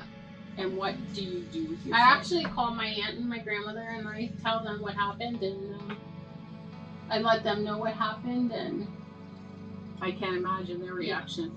They were pretty upset too. I said, and I don't have proof of that, but let's put 2 and 2 together, because I can sometimes come up with 4 when we do that. Yeah. So, get up for a day shift one time, where again, there's stuff that's being happening on the platoon I'm not being invited to. I remember going to a call one time, and I'm waiting for my backup. And I look on the map, and this backup is in Oakville. This officer had just gotten married, but the officers have been in trouble. Like, your backup should be there, but there was no reason to be in Oakville. And come to find out, he was in Oakville banging somebody on shift while I'm sitting at a domestic call waiting for my backup. So that's the kind of stuff I was going through. And you were at a domestic call on your own, and it's been in the news where officers have been shot and killed at domestic calls. Oh yeah. So this isn't like, you got to rely on your backup. Oh yeah, and I couldn't rely on backup. There was a lot going on. You did have some officers though that did back you up. Let's be clear. Yes, you did absolutely. You did. But at this time, you couldn't rely on the guy in Oakville. No, and he shouldn't even have been in Oakville. Yeah. So, but I'm just trying to paint the picture of people didn't care. Here, I'm going through hell, and this is happening on duty, and nothing's happened to these officers. They're glorified and promoted usually. And I can in my experience, in your experience that you had for 17 years. Oh yeah. So I get up one morning for a day shift, and I go into my car, and my car at the time wasn't electric seats or anything. It didn't move. Old style, yeah. So my seat is all the way up to the steering wheel, and my car reeks of smoke. But I'm not saying nothing at this point, because whenever I say anything, I'm either called crazy, paranoid, or it's a negative effect for me at work. So I go into work, and I just casually mention to my boss, and IA gets involved at this point. So why is IA involved over your car seat? Is it your cruiser or your home car? I think now it's because of a mixture of everything. Because now I've written letters to. I even actually went above RCMP. In IA, did that include your friend from IA that got involved? Which one? Well, the one that claimed to be your friend but has still done nothing for you. Oh, Even no. though they know everything. Oh yeah, they Okay. know everything. So, and I also want to, when I say that I went to the OPP, I went to the RCMP, I actually wrote 3 letters to the Attorney General. God to this day only knows why, because I was just desperate. I didn't know. And I mean, it's hard looking Oh, back yeah. because now we go, oh, maybe my I shouldn't God. have wrote to the Attorney General. Like, But and I I mean- even get asked, why did you write to the Attorney General? I'm like, I don't know. I was just trying to get somebody to do the right Anybody, thing. yeah. You're just desperate. Yeah. So I go to IA and I'm telling my confidant, like my friend officer, I said, they're finally getting involved. I'm on the phone with him. I'm telling him as I'm pulling into the driveway at IA, and he says, do not go in there by yourself. Do not go in there. They're not your friends. He's like, and I said, oh, they are. Like, they're going to do something. I'm excited. And he's telling me not to go in there alone. And But that little spark of hope. oh yeah, that spark of hope. And I went in there and I told them everything again. And I'm telling you, from the IA office back to my division afterwards, by the time I got back to my division, I was being walked out, my gun taken away again. Oh my goodness. I can't imagine. It's like a repeat. Oh yeah. And then, so how long were you, did they send you to a doctor? It ended up eventually being sent to a doctor. Which kind of doctor? Well, while I was down there, I figured I might as well I had to get shoulder surgery that I was putting off. So I actually got my shoulder operated on while I was this down. is about the time, yeah. I was off for almost 2 years. Not sure why, because anybody who knows, and I'm looking back at that stuff now that I know stuff, but I was getting full pay. And I was Okay. off work. I got walked off. So I had my shoulder surgery. And I had a townhouse in Stony Creek at the time. And so I get a phone call one day. And how long after you left work did you have your shoulder surgery? Pretty much right away, because I had been seeing a doctor about doing it, but I kept putting it off because I didn't want to miss work, and I was trying to prove myself, and I kept putting off something that I shouldn't have to try to Do the right thing and stay on. And to be honest with you, I really couldn't afford it. Like, with everything going on legally, I couldn't afford to be off.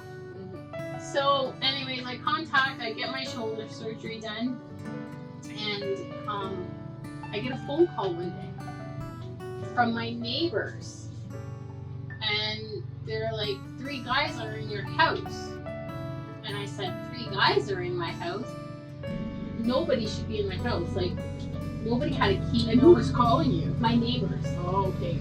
So the next day I go up to my house, and I can tell my house has been rummaged through, and I call the local police service in the area.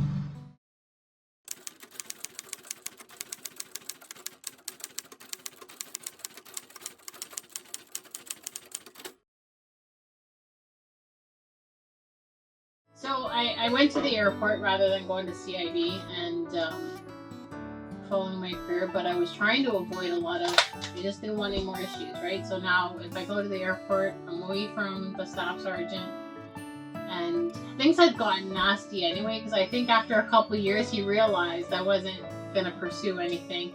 So then he started actually basically punishing me, which was actually noticed by another staff sergeant who I confided in. And I remember on one occasion, my sergeant had let me leave for work early the one day because my aunt had to go to a doctor's appointment. So I came into work early, and I had left work early, as per my sergeant. Well, I come in the next day, and this staff sergeant's actually waiting for me at the side door where I went in. And he says to me, I noticed you left work early yesterday. Who gave you permission? And let me be clear, he wasn't my boss. He was in charge of another unit, not my boss. My traffic boss was my boss. And he made me actually go sit in the traffic office and wait for my sergeant to arrive and explain to him why I left early. At no point did he even know that my sergeant had already approved me leaving early because he knew I had an appointment. So out of all the vehicles in the driveway of the division, he noticed my vehicle was gone. So because I wouldn't pursue a relationship with him, now I'm being targeted. So, and that was just one incident. So what was another incident? Can you tell us a couple? Well, that was a big one. And then, like, just, he knew my locations and, like, in the division. And now, instead of leaving, like, taking our lunch at the end, we weren't allowed. So he was trying to control the traffic unit as opposed to his own unit, because I was in the traffic unit. So, just offhand, that was one. I actually, that day, I talked to a staff sergeant at 180 Dairy Road, which is, and because he was aware What is 180 Dairy Road? It's just, it's part of Peel Police, but it's where, like, robbery unit is, Is it a drugs. different division of Peel? Yeah, kind of. It's just, kind of like, an extension of our headquarters, because our intel is there, like a lot of stuff. So a lot of our divisions, but one of the staff sergeants there was aware of what was happening with this staff sergeant. So he actually was going to say something, and I'm the one who put a kibosh because I didn't want any more escalation. I didn't want any more problems. Well, self-preservation. Oh, yeah. That kicks in, right? So, especially now that I've got to take care of my aunt, because now if that starts an issue, well then now I get put off on medical again, and I'm sent to more doctors for evaluations. I just wanted nothing. I just kept my mouth shut. So I decided, I went to the airport, and it was good. There was overtime there, and it was away from him. Yeah. So rather than following the career that everybody else did and going to CIB and going to Special Ed unit, I went to the airport, which is not normal. So I'm trying to avoid any issues, despite, and I know people that are watching this are well aware, like my sergeants and everything, who tried talking me out of it, who were aware of what was going on. And I'm like, no, I wanted nothing, because it just seemed like whenever I spoke up, I got punished. So I go to the airport and I find out, because actually more than one officer had told me on more than one occasion that people were being warned. And there was one officer in particular. What were they being warned about? To stay away from me, I was crazy, not to trust me. And it was on more than one occasion that I was being told this. And I remember even in the change room one day, one of the girls looks at me and she says, "You're not crazy." She says, "I was told to stay away from you." And she says, "I don't think you're crazy at all." And then we got into actually a pretty thick discussion about some of the stuff she had gone through, some of the stuff I had gone through. And it seems to be a common occurrence for anybody speaking up, both men and women, that anybody speaking up is crazy, or they're paranoid, or they need to go see a doctor. And then the harassment ensues. Oh, the harassment, the more you speak up, the worse the harassment is. But yours got worse anyway. Even when you were just speaking up about the fake doctor, and then you started, but yours heated up and it followed you right through your career at Peel. And even at the point where you said you stopped speaking up for yourself because, no one was listening. No. But your harassment didn't end there. No. Like, your harassment continued till your last day at work. Oh yeah, well people are even, we're looking at 2018, 2019, I'm at the airport division. I started policing in 2006, 2018, people are still being warned about me and stay away from me, and I can't be trusted. And the funny thing is I can be trusted. That's the problem. Well, we don't need to justify that part of who you are to anybody that knows you and to the audience. I mean, you've been through hell and back, and I know you can be trusted. So, I mean, the people that are important to you know that you can be trusted, and that's all that really should matter. Unfortunately, sometimes it doesn't, but you know, those of us that are your friends and part of your life now, we know you can be trusted. And you know, it's unfortunate you had to suffer for so long in that environment and out of that environment. Oh, yeah, and it gets bad. So, in 2019 or 2018, I'd have to look at emails, but it was actually 2019.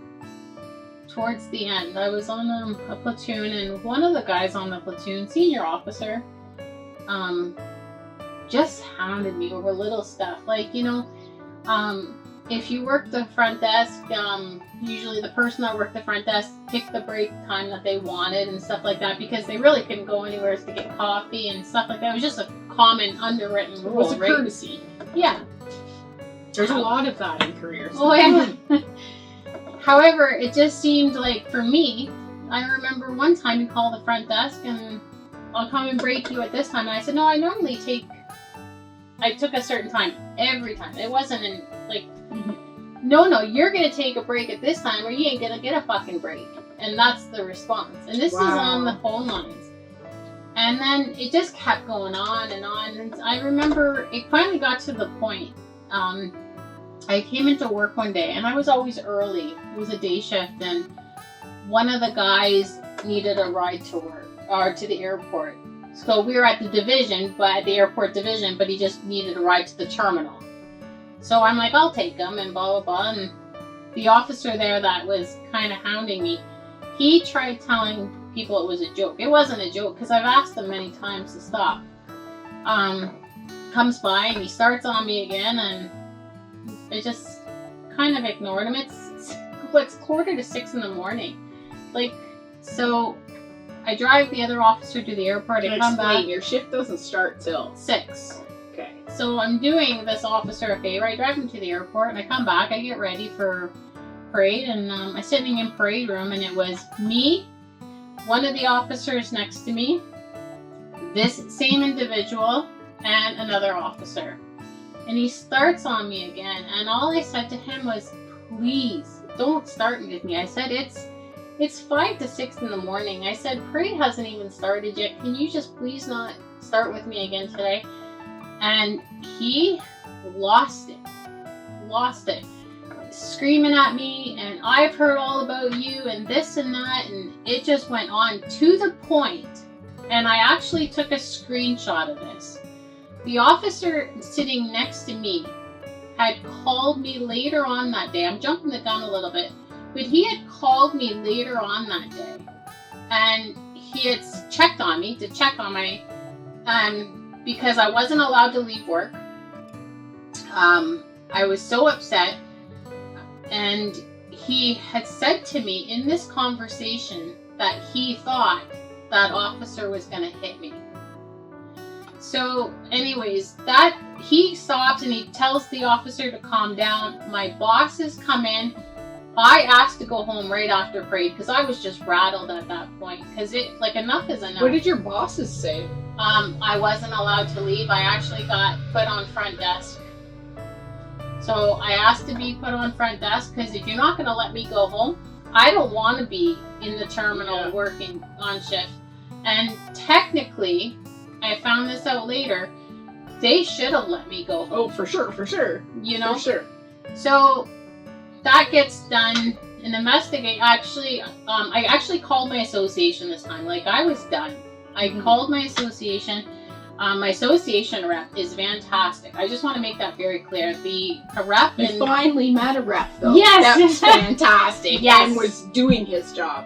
Absolutely, 100%. He is by far, in my opinion, the best rep. He doesn't bullshit. He knows what happens within policing. He's dealt with it. He's seen it.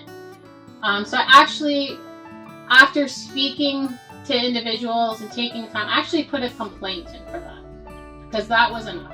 Yeah, well, and I mean, you had your bosses ran in, which means, I mean, it wasn't just you he was talking to you, but everybody heard him, everybody seen him, and everybody feared for your safety at that point. Obviously, with the one that feared for your safety thought you were going to get hit. Yeah. Nobody else would admit it, and the me and the other 2 officers and the officer that was in part of it was aware of it.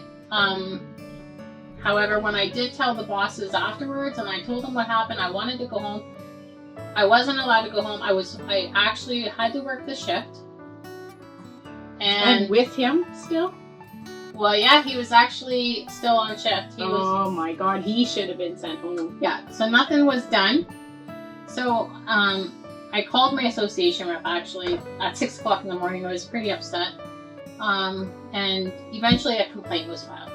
And because I remember even, like, we discussed this. I discussed it with my aunt at the time.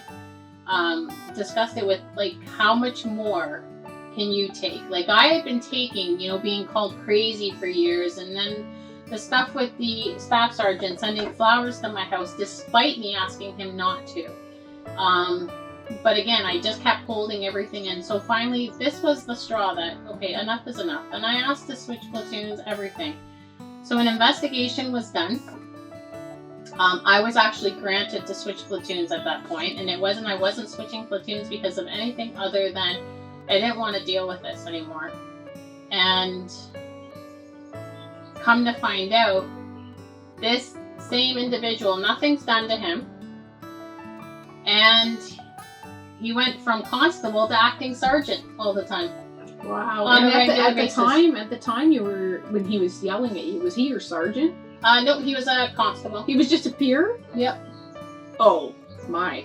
Yeah, so he got from that to, So he was treating his fellow coworker, same constable, like he may have had years on, Yep. and he was treating you like that. to the And point getting of, away with it? a male officer had stepped in and called me that day. I could show you the screenshot. I took a I screen believe you. and says, I thought he was going to hit you. Wow. Like, So nothing's done, and well, that's not a surprise because nothing was done your whole career. no. At least they moved you when you asked them to move your platoons. And I'll tell you, because one of the other officers on the platoon had actually, I remember we were on a conference call. It was during COVID. And we were on a conference call and we were doing shift picks because for overtime. And they kept nipping on this conference call where our sergeants are on this call, all the constables on the platoon, the staff sergeant, everybody's on this call. So everybody can hear. And they were picking at you? Yeah. To the point, one of the other male officers had spoken up and said, this is enough. Would you guys just leave her the F alone? Like, enough is enough. Like, cause like, he would see a lot of me taking stuff and not. And I remember one time I went on a call. We got called to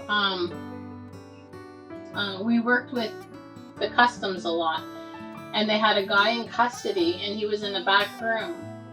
So I should have, and that was my error too. I just sent my sergeant a message, can you come and back me up because there's nobody else available. And his response to me was, I'm too far. So I went by myself because that's what you do. But where would he have been? Well, he was in the back room. They had him held because... No, I meant your sergeant being too far. I have no idea. So you worked at a what terminal? I was in Terminal 1 that day. Okay, and so Terminal 1, then there's Terminal 2, Terminal 3. There's Terminal 1 and there's Terminal 3. Okay, there's no 2 terminals, 1 and 3? But we patrolled the area around it too. That's quite a large. Yeah. Anybody that's been to Toronto Pearson knows how big those are. So I can't refuse to go to a call, but I am asking for backup. And my only error that time was I should have went over the air and asked. But I thought I'll just send him a message because we're busy, and I don't like putting people on the spot sometimes. So when I knew he was the only one available, Your thinking baffles me because these people, I know. you know, you're still treating them with respect. You're still, you know, don't want to put them on the spot, but they've put your life at risk. They've done nothing for you. No. So you should have put it over the air for sure. I should have. But at least, you know, I mean, I guess that's not who you are. And this hasn't changed that. So, I mean, I get it. But it baffles me how respectful you still are or were at the time to these people.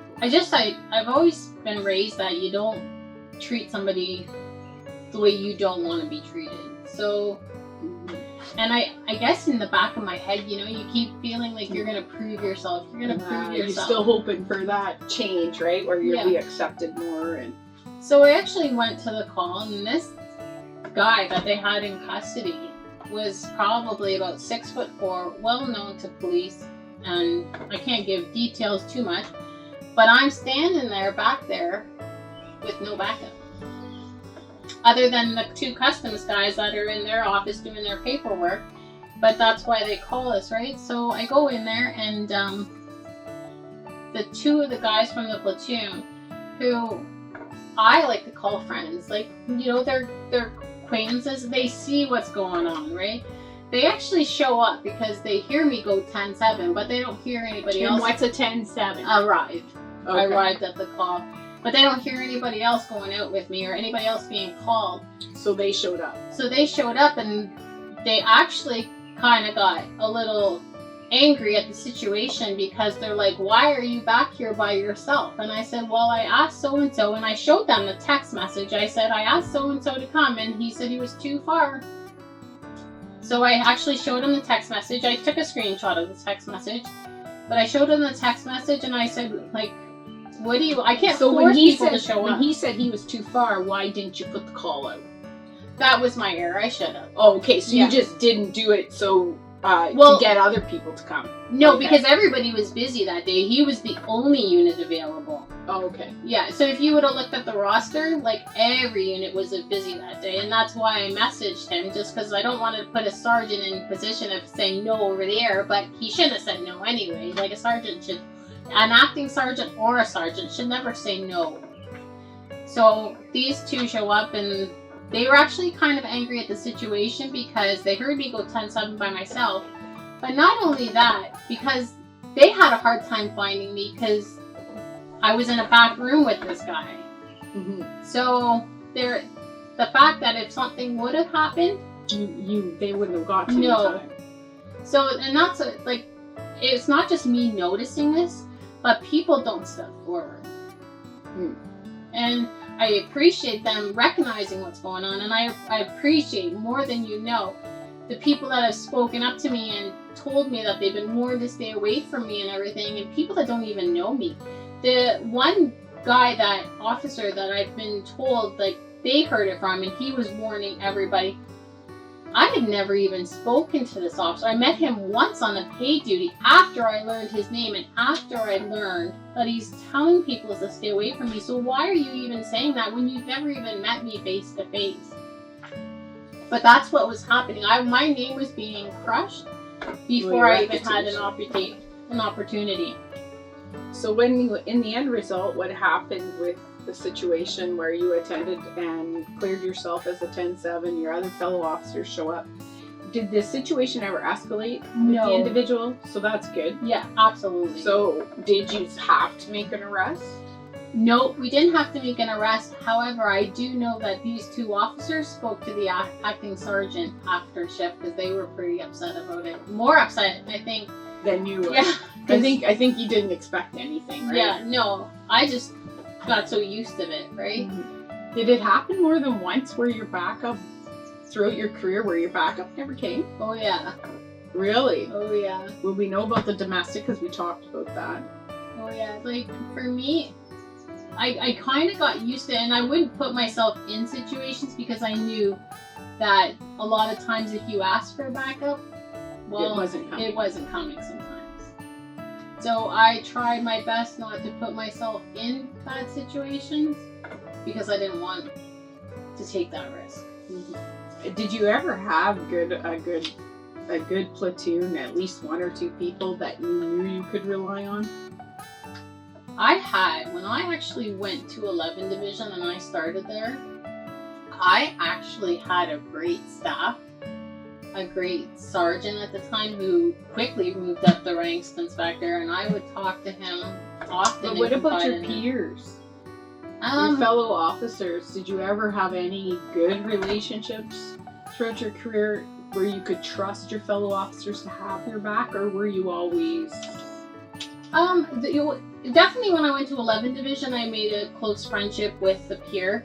And I worked a lot with him side by side because I became comfortable, right? Like I knew I was going to have backup. And I bet you that was a change. Oh yeah, that was like an amazing officer, amazing friend, amazing father, husband, like just an amazing guy. And he actually took the time to get to know me.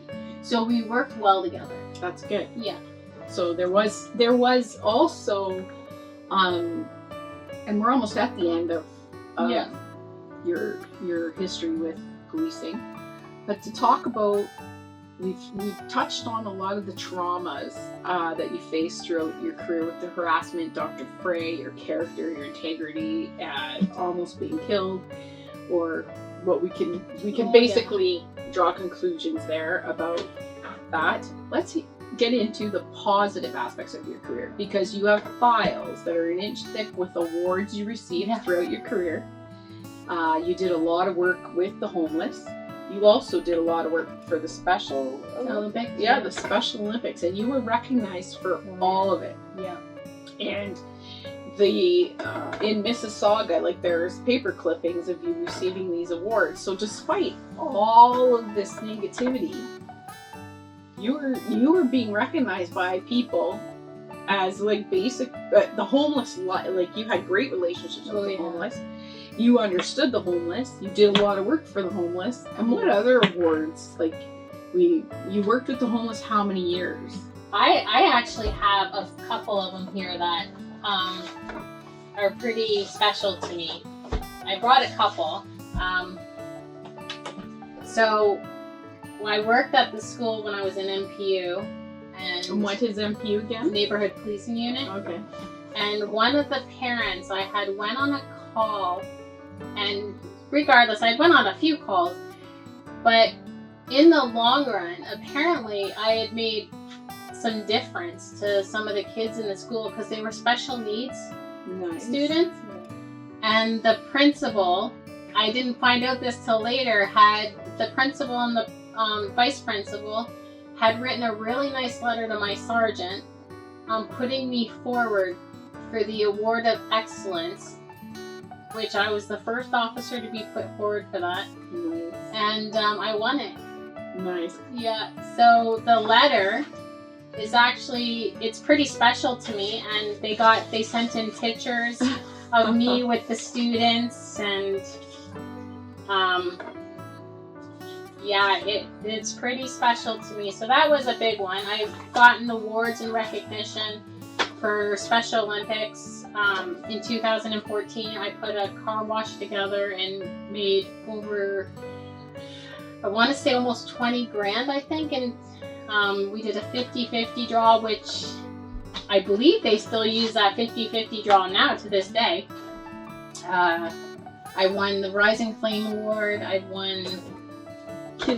So you won like numerous awards. Your performance reviews were excellent. Yeah, I have all my performance reviews right here. So all this paperwork contradicts a lot of your career. Oh yeah. Like a lot of that harassment. You wouldn't think people with the awards as thick as you and the glowing references would have a career, you know, the one you had. But I'm at least getting these accolades and noticed for your work by the public. Oh yeah. That must have made your day and helped get you through some of the tough times. It absolutely did. And I want to talk about the yearly performance reviews. It's done every year. Mm-hmm. And the staff sergeant has to have a read over it. The sergeant has to write over, and it goes through any concerns, everything, and that's in Ottawa too. So they go over any concerns. There's everything. I have the Ottawa performance review. There was never any concerns mentioned. There was never any performance reviews mentioned. There was nothing. So even with Ottawa, I go back again. Why was I sent to a doctor? Exactly. And even if someone from the public were to read all this, Yeah. they wouldn't even realize the hell you went through. No. So, getting back to the homeless, you met some, when you met with the homeless, a lot of people have a stereotype about homeless. Yeah. But you met some really good people that were homeless. And Yes. can you talk a little bit about your connection with those people and their story? The one that really touched my heart was the gentleman that went to jail for taking the law into his own hands. Yeah. So when I did the homeless thing, I always, like anybody can be in a situation, right? So my big thing is talk to some of these people, because not everybody's homeless because they're drug addicts or they just run into bad scenarios. And one that's always touched my heart, because we always used to do the homeless run, and there was always this one gentleman, John. He would always watch my group, because I had students, I had young kids, and we always had a big group, and he always watched to make sure my group was safe. So finally one day I walked up to him and I said, like, you never take anything. We always had new stuff, clothing, and we did it monthly. Like, there was a lot of work put into this. And so I just said, what's your story? And he had said that his daughter, something happened to his daughter. I don't want to get into too many details because it's not my story to tell. Something had happened to his daughter. It wasn't handled in his opinion to the standards of a dad. So he took matters into his own hands, ended up in jail. When he got out, he ended up in a halfway house, and he says, who's gonna hire somebody like me? Was he married at the time too? I don't know. I didn't get. You don't know. You didn't know too much of his personal history. But it just goes to show that it's a downhill spiral. Yes, and it can be, right? Yeah. So, moving forward, now that we've touched on some positive aspects of your career, even I want to touch with the Special Olympics. We hosted the Summer Games in 2000, and I think it was 2018 we hosted the Summer Games. Was it in Mississauga? It was. Oh, wow. And I was actually pulled off the road because I had such a good connection with the community. Pulled off the road to work on this event full time. Perfect. Nice. I bet you that was rewarding. It was. So as long as I was doing and making the service look good and keeping my mouth shut about other things, there was no issues. But the more I pursued the harassment or the issue side of things, then my world just kept coming down. You would think if they didn't want people to pursue that, they just wouldn't do it. You would think. It would be that simple. You want people not to talk about it, but how about you quit harassing people and putting them in a position that they have to talk about it? Yeah. So, and then, I mean, it just comes right down to the onus is on them, and they're never held, like in your case, I don't think anybody was ever held accountable, right, for their actions until Dr. Frey finally, so we're going to talk about that. Yeah. So, after the Special Olympics, what year could you have had enough and you just couldn't take it anymore and you went off permanently? So after filing a complaint with at the airport division on that guy, I was put in contact with a lawyer, a really good lawyer, which isn't a secret because he's on the video of CBC. So CBC. And I remember my first meeting with this lawyer. And so which guy now? Are you talking about the sergeant that yelled at you? Or yeah. The guy that at the left airport. you, or the one? No, the sergeant or the constable at the airport. Okay. So that was kind of the straw that broke the back. I went another unit division, another platoon However, it was just, then my world started kind of just everything, because I had actually, at that time when I had a little bit of a breakdown at the association, and I said, you know, I brought back up the doctor, I brought up the harassment, I brought up the flowers and all being sent to my house. I just brought up everything. And I said, how much more am I supposed to take? Like, how much more? I said, you know, like, and so at that point, I was actually put in contact with a lawyer. But the interesting thing with this lawyer is I had contacted this lawyer back in 2010. And I had received a call back from his assistant, and his assistant said... Can we talk about which lawyer? I prefer not to, Okay. but they can watch the CBC video. It's not going to be hard. But I had, in 2010, I got a call back from his assistant, and his assistant says, he's not interested in your case. So when I met with this lawyer in 2019, he looks at me and says, why didn't you contact me sooner?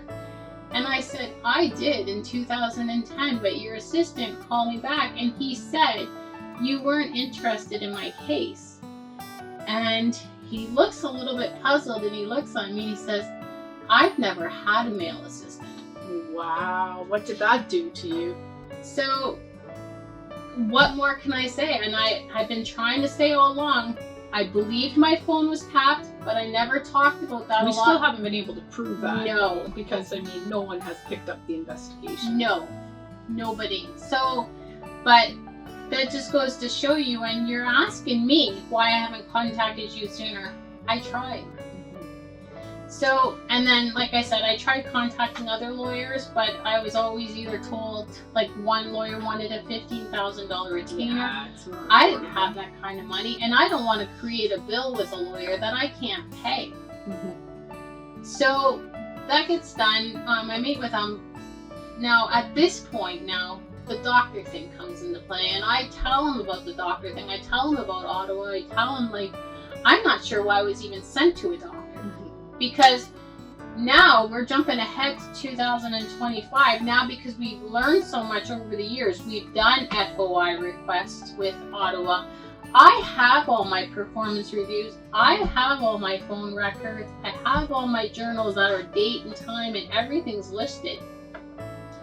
So when we get all my performance reviews, everything's good. There's no concerns. When we get the FOI requests, the Freedom of Information requests, there's no notes from any of the sergeants I spoke to, any of the staff sergeants I spoke to. No evidence of the harassment. No evidence of the harassment at all. No concerns as to my well-being. So why was I sent to a doctor?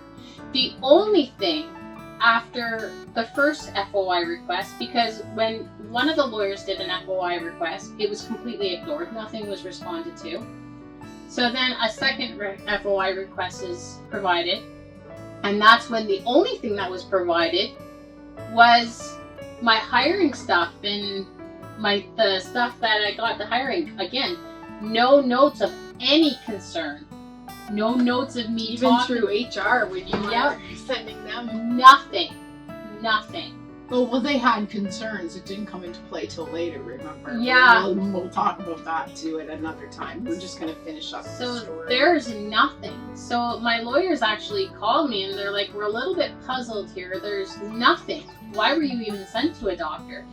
So the good thing about this story is that people that have actually taken the time to listen to me, to review my documents, to review my phone records, to review my text messages, to review everything I put together, are starting to look at this and saying, what the heck's going on here? Wow is what they're saying. Like, this is ridiculous. So then the lawyers do another FOI request because they're a little bit stumped here. They're like, there's got to be another file. Like one's with me going to my sergeants, one's with me. Like, there's got to be something, because that's normal protocol. You were a sergeant. If somebody came to you with concern, wouldn't you have made notes of that somehow? Always. Always. There was nothing. The only thing that was provided on the second FOI request to my lawyers was the Dr. Frey report, and that was it.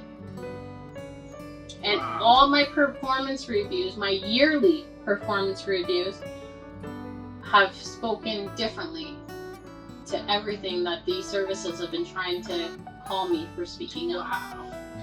What about what year was your last year So in uniform?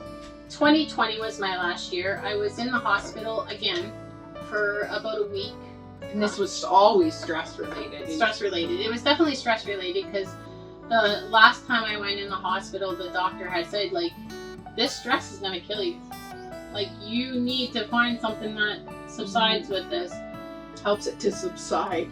Yeah. But it never really goes away.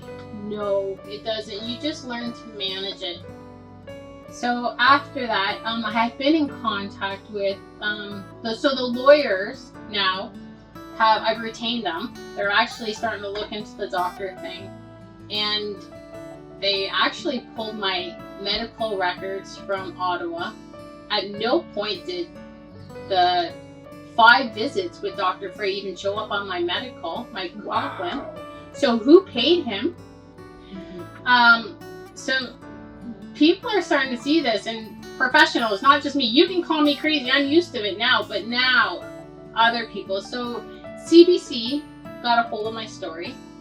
They aired it, and they spoke to the doctor. However, after the story, I actually tried getting them to tell more of the story. I said, you guys have left people in limbo, and you guys have focused on the doctor. But at no point was the harassment mentioned, the emails. Like, there was so much to my story that was never told, including the fact of these performance reviews, everything. A news outlet couldn't even tell that story. You'd need to have like someone do like a W5 and do a whole series, a whole week-long series on this. Like, it can't be told in just a half an hour. And at the end of 2020, my aunt, who I had taken care of, passed away. So it was 2021. I apologize. 2021 is when my story finally hit in June, and that's when I went off. That was it. And that's when Dr. Frey, he was arrested they arrested him or something for mischief. I believe he was arrested maybe towards the end of 2021, or did Aunt Nino, your aunt who passed, she passed when in 2021? She passed away in 2020, the end of 2020, and we had already started working on this story with the lawyers. The lawyers had already been in contact with Dr. Frey. So one of the things that, again, has never been brought to light is myself, my lawyer, and Dr. Frey actually had a recorded Zoom meeting where he goes through that report and tears it apart. Like, not only does he go on national TV and says it's unethical, he actually talks about the report itself, while him and my lawyer, like, he said if it was a domestic situation or if it was harassment, he would have handled things a lot differently. So there's a lot of things that weren't handled correctly. Well, I mean, even his report, though, we know his report, and well, we also know that you were adamant he didn't treat you, you still believed he was fake. I mean, even during the show, like, you were adamant he didn't treat you. Well, we got social media context here where he's talking on social media, so it's public knowledge because he's having a conversation with Vern White, who was the chief at the time, and he's talking about them working together in the RCMP and their connection and how they knew each other and everything. So this is the kind of stuff, like, people need to pay attention to, because if you had a connection with him, and we'll get into it with the warrant and everything, Vern White has now moved to Finland. Yeah, he left the Senate. He resigned. And I mean, we just you spoke to a lawyer not long ago. Yeah. And no one resigns the Senate. Yeah, everybody has said that. And I actually ran into a lawyer a week ago. at Starbucks, and we just started talking, and we talked about my story, and she says nobody in the history that she could recall or I can recall has ever left the Senate. However, we're jumping ahead here. Yeah, but a little ahead. The warrant that was done on my house, we haven't even got into that yet. We haven't even got into the WSAB. We have so much to talk about, but I think we can Wrap it up. Yeah. And then come back with a lot more to add. Like, so when you, So now just to I'm off. clarify, you're off work, your Aunt Nino passed. Yeah. Did you receive anything from your platoon when your aunt passed? Nothing. And I'll tell you, that was another slap in the face, because from the beginning of my career, there was always platoon funds and flowers sent if somebody lost a close loved one, or there was always collections or something for importance, right? And I'll tell you this, so nothing, no flowers were sent for me, nothing, not a card, no nothing for my aunt. However, when I did go back to work, I took a month off when my aunt had passed. I was trying to deal with her and the hospital visits and everything, but after she passed, I went back to work, and right away, interestingly enough, I was asked for a $10 donation towards one of my sergeants. They were having their third baby, and the platoon was buying them a gift, and I was asked for a $10 donation. And I actually have the e-transfer that I sent it, because I don't want to be the only one on the platoon to say no. But And this is after they couldn't even have the decency to send flowers or a sympathy card. yeah, but every time, I remember a gentleman who I considered a friend. He lost his mom in May, Wow. and I got together flowers and the platoon and a card, and it's just what we did. Somebody did.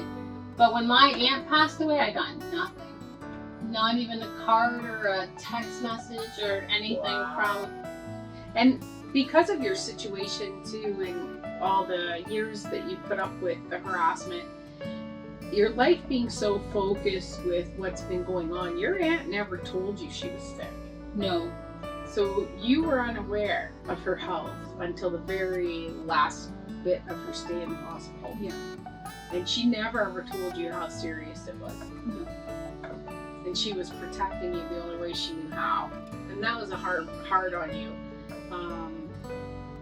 And you know, that's for me to hear your workplace didn't even have the decency to send you a card or anything. And then to ask you for a $10 donation when you return. For a third child.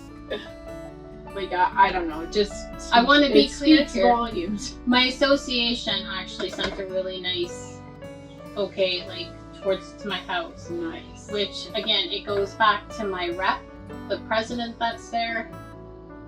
They're amazing. They're amazing. And I have nothing. But when your own platoon can't even, goes to speak volumes. So we're gonna close up this segment of our documentary, Yeah. and Kimberly's Truth, and we're gonna come back and we're gonna pick up a little bit more with Dr. Frey and where things went after you left and after your aunt passed. Yeah.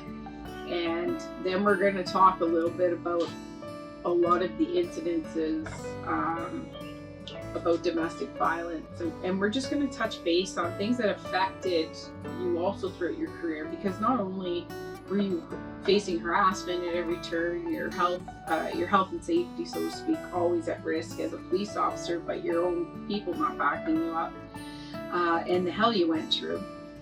On top of that, you experienced work traumas, which, I mean, in corrections, we experience traumas. In policing and paramedics, in all those first responders, firemen, traumas are there as well. So on top of dealing with everything else, you have traumas that you have to deal with. But you're front and center with the harassment, the sexual harassment that you went through.